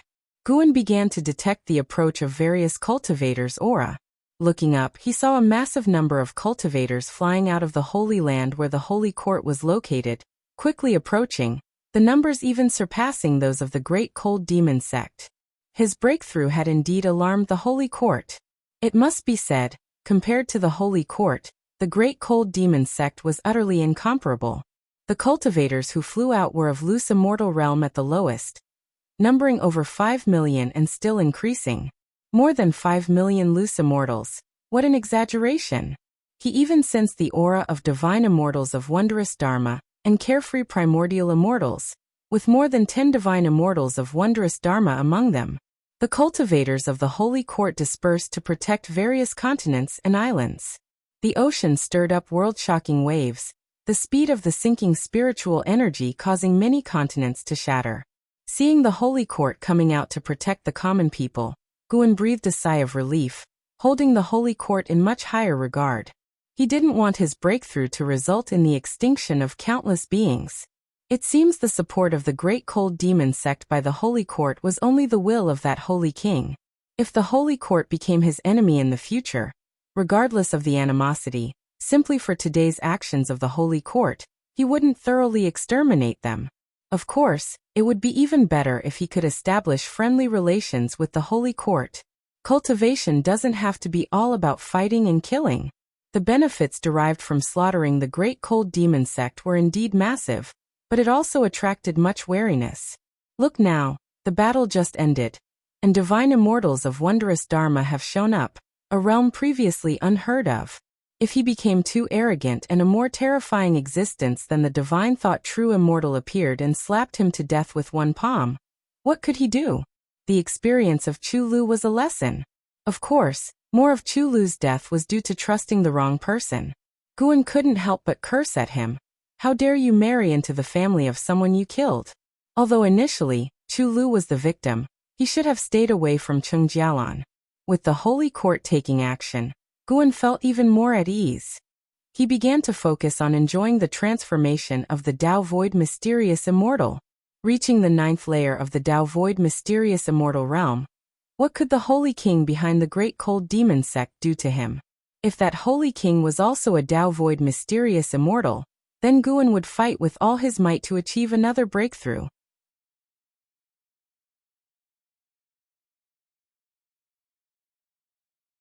Chapter 302. Absolutely not intoxicating. Under the cloak of night, the vast ocean was riddled with shadows of great cultivators flitting by, and many sea monsters leaped out of the water, making the night all the more terrifying. The isolated island where Guin was situated was surrounded by terrifying waves, which could engulf it at any moment. Yet, he was still waiting for the breakthrough to conclude. The amount of spiritual energy needed for each minor realm within the Tao Void mysterious immortal realm far exceeded that for breakthroughs in previous major realms. Guin had been observing the outside world, for he wanted to know the impact of this breakthrough on the great heavenly spirit land. By now, the range of the descending spiritual energy had become enormously exaggerated. However, in comparison to the entire great heavenly spirit land, it was still not sufficient to shake the whole. The great heavenly spirit land was far too vast. Even though Guin could now see beyond the heavens, he could not overlook the vastness within the great heavenly spirit land. As time elapsed, more and more great cultivators arrived to protect the oceans from all corners, and even sects that Guin previously dared not spy upon sent out great cultivators. Even the dynasty populated entirely by heavenly spirit life forms had sent people out. Guin suddenly discovered an interesting point. The immortal spirit dynasty and the holy court were situated on opposite sides of the great heavenly spirit land, as distant from each other as possible, giving a clear demarcation. He would have to find an opportunity to learn about the immortal spirit dynasty from Baizia next time. Guin saw that apart from this stretch of the ocean, the continents and islands in other seas were all protected by great cultivators. Even floating in the air near the continent where the supreme sect was located, holding back the waves. The Holy Court's efficiency was truly formidable. It could offer swift protection to the common people within a short period of time, truly worthy of its name. It is worth mentioning that the carefree primordial immortal of this ocean region had been the target of a manhunt. He was besieged by several other carefree primordial immortals, and had already fled to outer heaven. Guin couldn't help but mourn him silently. My sin, my sin. Although the other party became involved because of him, Guin had no choice. He had to break through. Going anywhere would attract attention. Going to outer heaven would attract at least those at the heaven and earth flying immortal realm, which would be far too dangerous. However, considering the current commotion, Guin's next breakthrough would have to take place outside of heaven. Although outer heaven was dangerous, Tao Void mysterious immortal was not weak. Guin had already seen the words divine thought true immortal, and had a vast lifespan. He couldn't feel at ease without reaching the 9th layer of divine thought true immortal. He would have to control his next breakthrough a bit more. Reaching the 9th layer, he would have to restrain himself and not prematurely peer into the name of the next realm, lest his heart itch with curiosity. Guin thought silently to himself. The anomalies above the ocean had not affected outer heaven. The moon set and the sun rose. When morning arrived, the turmoil of spiritual energy over the ocean gradually returned to calm. Guin had finally reached the 9th level of Tao Void mysterious immortal. He slowly opened his eyes, and the golden patterns on his forehead shone with an illusory vertical golden eye. The pupil of the primordial divine eye was gradually turning black, then deep gray, making this vertical eye all the more terrifying and oppressive. With a thought, Guin caused the primordial divine eye to disappear. He slowly stood up. Without taking a step, his figure vanished on the spot from the island. Almost instantaneously, he arrived within the Nianchu cave of Heavenly Phoenix Mountain. Tian Yaoer, Tianqing, and Tianbai were all immersed in cultivation. The cave was quiet, save for the sound of dripping water, exuding a profound serenity. Guin clapped his hands, and the 3 demons awoke. They quickly came out of the house and upon seeing Guin, were overjoyed and rushed to meet him. Master, what exactly happened outside these past 2 days? Yes indeed, such a terrifying aura came through. Master, are you all right? The 3 demons chattered excitedly, their questions buzzing with enthusiasm. Guin felt a pang of guilt. He should have visited sooner. Instead, he had let them worry for so long. Come on, let's go to the outer world cave, Guin called out, then took the 3 demons away with him. Along the way, the 3 demons talked incessantly, and Guin did not hide anything from them, recounting the calamities they encountered outside. divine exotic resentful ghosts, divine exotic ghost kings, the great cold demon sect, the heavenly fire catastrophe, and more. All of these stories made them tremble with fear. But hearing from Guan that the calamity had passed, they finally breathed a sigh of relief. They began to wonder who had resolved the calamity. Guan said even he wasn't sure. When they arrived at the outer world cave, Guan raised his hand. Countless storage bags, storage rings, and storage dharma artifacts flew out of his sleeves and piled up on the open ground. The three demons were stunned. Tian Yaoer couldn't help but ask, "Why are there so many?" Guan didn't answer. After piling the collected storage dharma artifacts into a mountain, he swept over them with his divine sense, dispelling all restrictions. In an instant, he obliterated anything that might be harmful. "I entrust these to you." On ordinary days, refrain from touching them to avoid attracting powerful beings. Guan warned them. In truth, no matter how much they handled them, they wouldn't attract other cultivators. He was only worried they might accidentally harm themselves. The three demons nodded blankly, still not fully grasping the situation. Guan didn't explain further, and disappeared on the spot. Tian Bai came to her senses and tentatively asked, "Could the mysterious great power who saved us from the calamity be our master?" Tian Yaoer had a strange expression, long suspecting that Guan downplayed his own strength when he said he was no match for the Heaven Phoenix Demon Mother. She became even more certain now. She just didn't understand why Guan would hide his true cultivation level. Elsewhere, Guan returned to the Supreme Sect. The continent where the Supreme Sect resided had not been affected by the disturbances of the previous night, though the winds between the heavens and the earth were a bit stronger. He first returned to the 8 scenic caves to inform Jiang Qiong that the Great Cold Demon Sect had been eradicated. Jiang Qiong was shocked and immediately left. Guan didn't follow her.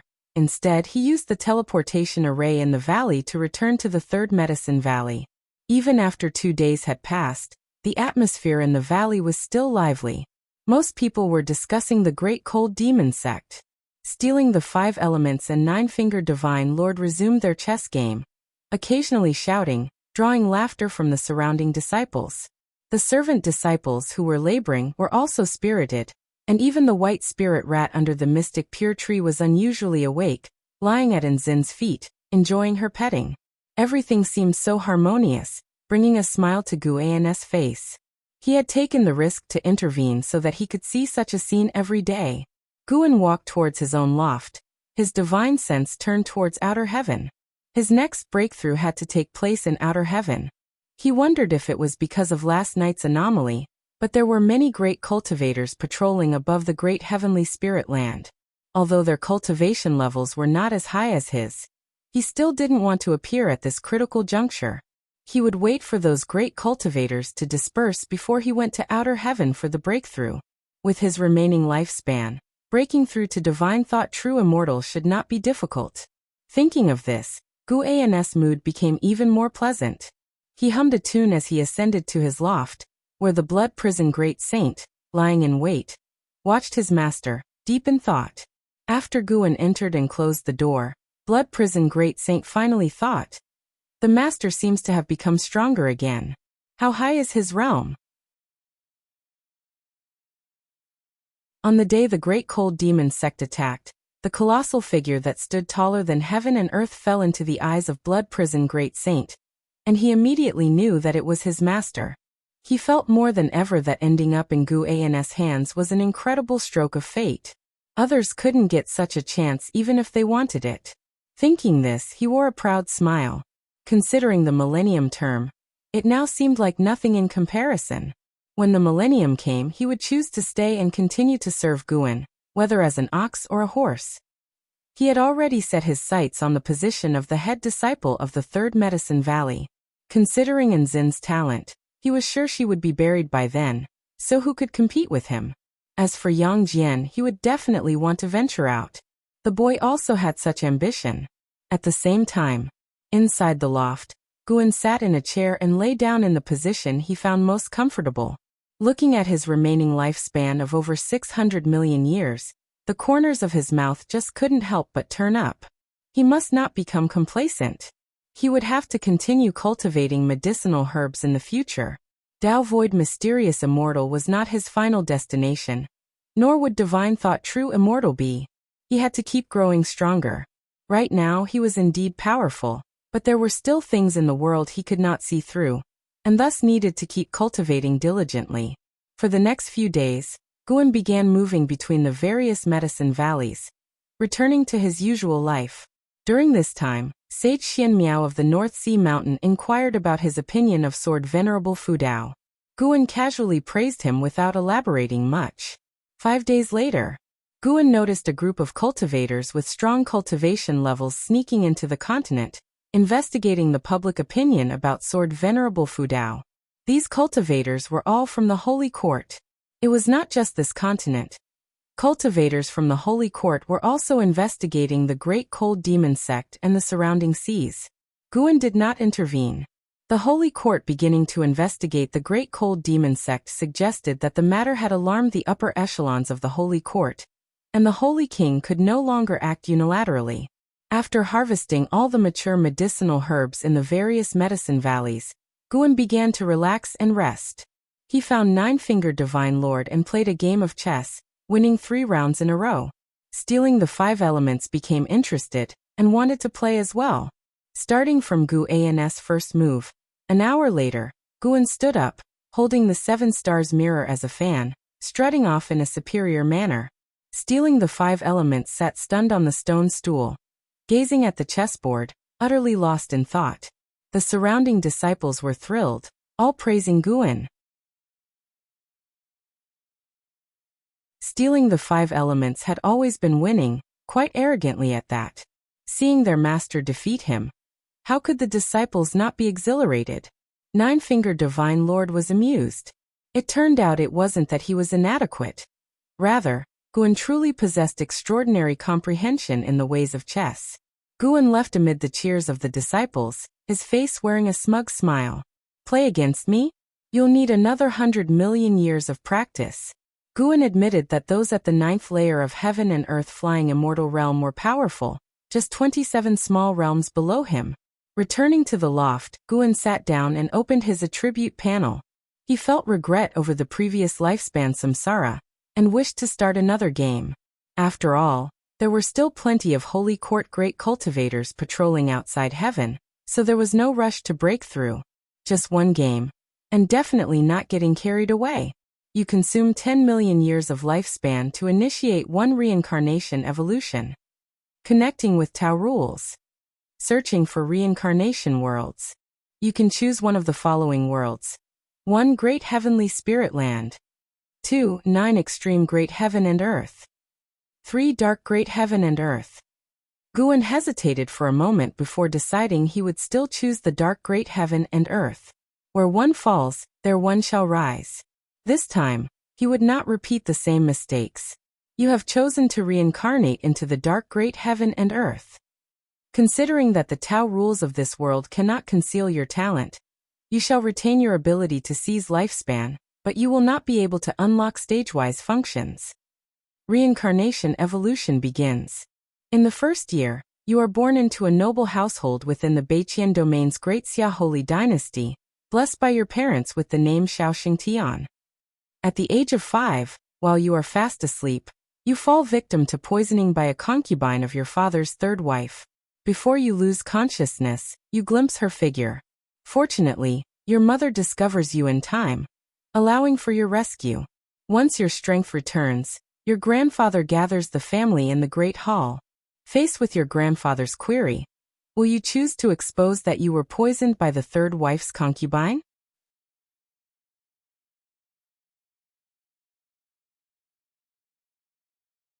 Chapter 303 Fighting Will. Guan's hostility. Seeing the prompt of reincarnation evolution, Guan hesitated. If it had been earlier, he would have definitely chosen to expose the crimes of the 3rd concubine to seek justice for himself. But Chu Lu's short life had left him with a psychological shadow. Although lifespan samsara was just an evolution and would not harm his original self, he was toying with 10 million years of lifespan. Moreover, the prompt was brief, and he couldn't analyze the specifics of the situation or understand the background of the 3rd concubine. What if exposing her would bring about a deadly disaster? Forget it, he should endure it for now. Although it was a grieving, it wasn't something he personally experienced. You choose to reveal you were poisoned by the third concubine. A turmoil in the Shao Kingdom's mansion thus resolved. At the age of 8, you began to practice swordsmanship, and accidentally cut a spirit grass during the process, claiming 8 years of lifespan, and marking a turning point in your life of immortal cultivation. At 12, thanks to lifespan evolution, your cultivation level broke through to the nascent soul realm. At 17, the Great Ming Dynasty was besieged by 3 dynasties, the lands shattered, and you followed the Shao family's southward migration, continuously encountering attacks and fierce battles, and your lifespan grew quickly. At 18, during the escape, you encountered 2 severely injured cultivators, one male and one female, each begging you to save them and kill the other, plunging you into hesitation. You choose to save the male or the female, to kill the male or the female. Neither save nor kill. Guan made his choice without hesitation. You didn't make a move, you watched the 2 die, and after their death, you took their storage bags. Seeing this line of prompt, Guan almost cursed loudly. Why so impulsive? The following years were filled with various escapes and battles. Until, at 27, an elder of the Great Dayan sect from the Mahayana realm suspected you of slaughtering his descendants since you possessed their descendants' storage bag. You vehemently denied it, yet he still tried to kill you, and finally, both of you were heavily injured, and you got separated from your family. Fighting a Mahayan realm cultivator at the age of 27, Xiao Xingtian indeed had some substance. It seems his path was quite wild. Guan lamented in his heart. He could only see a general description, and didn't know how many enemies Xiao Xingtian had killed during this process. At 30, you entered the Luoqing sect to focus on cultivation. At 45, the Xiao family was slaughtered. Deeply grieving upon learning this, you began to investigate who the enemy was. At 50, after 5 years of investigation, you found that the power that slaughtered the Xiao family was the Li family from the East Profound Domain. You left the Luoqing sect alone to rush to the East Profound Domain. Seeing the words East Profound Domain, Guan secretly felt that something was amiss. Why, out of nowhere, was his family destroyed again? Speaking of which, Guan in this life also had no relatives, living alone in the Ji family mansion. Could this be fate? At 60, you stormed the secret realm assessment of the East Profound Saint Mansion, swept through the geniuses of East Profound Domain, and became renowned throughout the world. At 70, you cultivated the Heavenly Gang Holy Body in the East Profound Saint Mansion. The mansion master favored you greatly, wishing to betroth his youngest daughter to you, whether you accept. Do not accept. You refused the mansion master's goodwill. He then took you as a disciple, and you received great cultivation resources from the East Profound Saint Mansion. Guan smiled when he saw this. That's more like it. The following life was filled with various cultivations. Xiao Xingtian continually enhanced his physique, cultivation technique, and divine skills. His choices were limited, focusing on only one method of each type. Years swiftly passed. At 137, you participated in the holy competitions of the 5 domains. With an overwhelmingly dominant appearance, you claimed the title of the strongest prodigy of the era, and the name of the Heavenly Gang Holy Body spread across the great heaven and earth. At 138, you encountered a cultivator from the Li family during an externship. Due to a deep-seated hatred, you erupted into conflict with the Li family, encountering a mysterious carefree primordial immortal who intervened and nearly killed you. Fortunately, a cultivator named Hanging Pot saved you when you were severely injured. At 139, before your injuries fully healed, the Li family attacked again. Vowing to annihilate you, Hanging Pot consumed his true yuan, using a great divine power to shift you and his children into a space-time rift. The 3 of you fell into the Dark Continent. At 140, Hanging Pot's son couldn't withstand the invasion of dark powers, ultimately perishing, his soul turning into a dark undead and disappearing, and you took his sister to search for him. At 142, the 2 of you failed to escape the Dark Continent. Hanging Pot's daughter also turned into a dark undead. You enraged, began slaughtering the dark undead of the Dark Continent. At 143, you encountered the Black Profound Emperor from the Tao Void Mysterious Immortal Realm, who extinguished your soul. Reincarnation ends. What? Damn Black Profound Emperor again. How did he reach the Tao Void Mysterious Immortal Realm this time?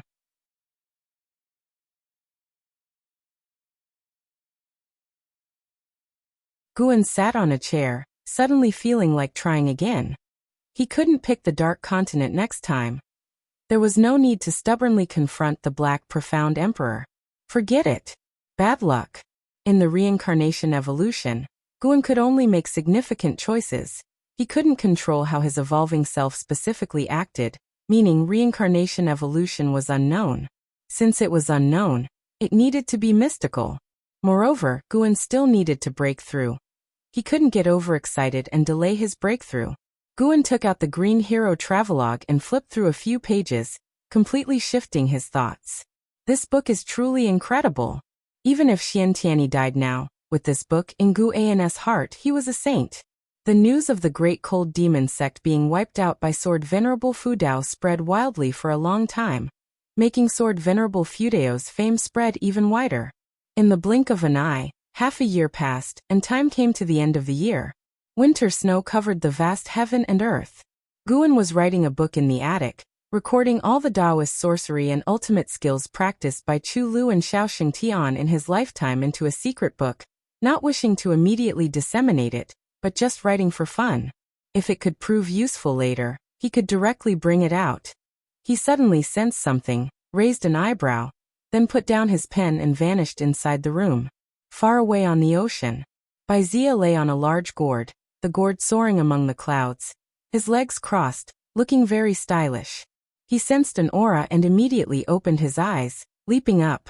Then he saw a figure swiftly approaching, his face breaking into a surprised smile. It was Meng Lang, whom he wanted to see. Guan quickly flew in front of Baizia and greeted with a fist and palm salute. Taoist friend Bai, didn't expect to meet you here. Baizia frankly stated his purpose, then greeted him back, smiling. Taoist friend Meng, long time no see, are you well? Have you been affected by the Great Cold Demon sect? He had already flown into the area endangered by the Great Cold Demon sect. Of course, this was just the peripheral region, so Guan dared to meet him. No, I wasn't here at the time. I only came back after hearing that the Great Cold Demon sect was extinguished. Guan shook his head. Doing well? Quite good. Just broke through to the 9th layer of the Tao Void Mysterious Immortal Realm. Baizia invited Guan onto the gourd, and he unceremoniously joined.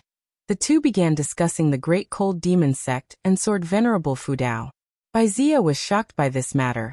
He didn't expect such a big event to occur within the Great Heavenly Spirit Land.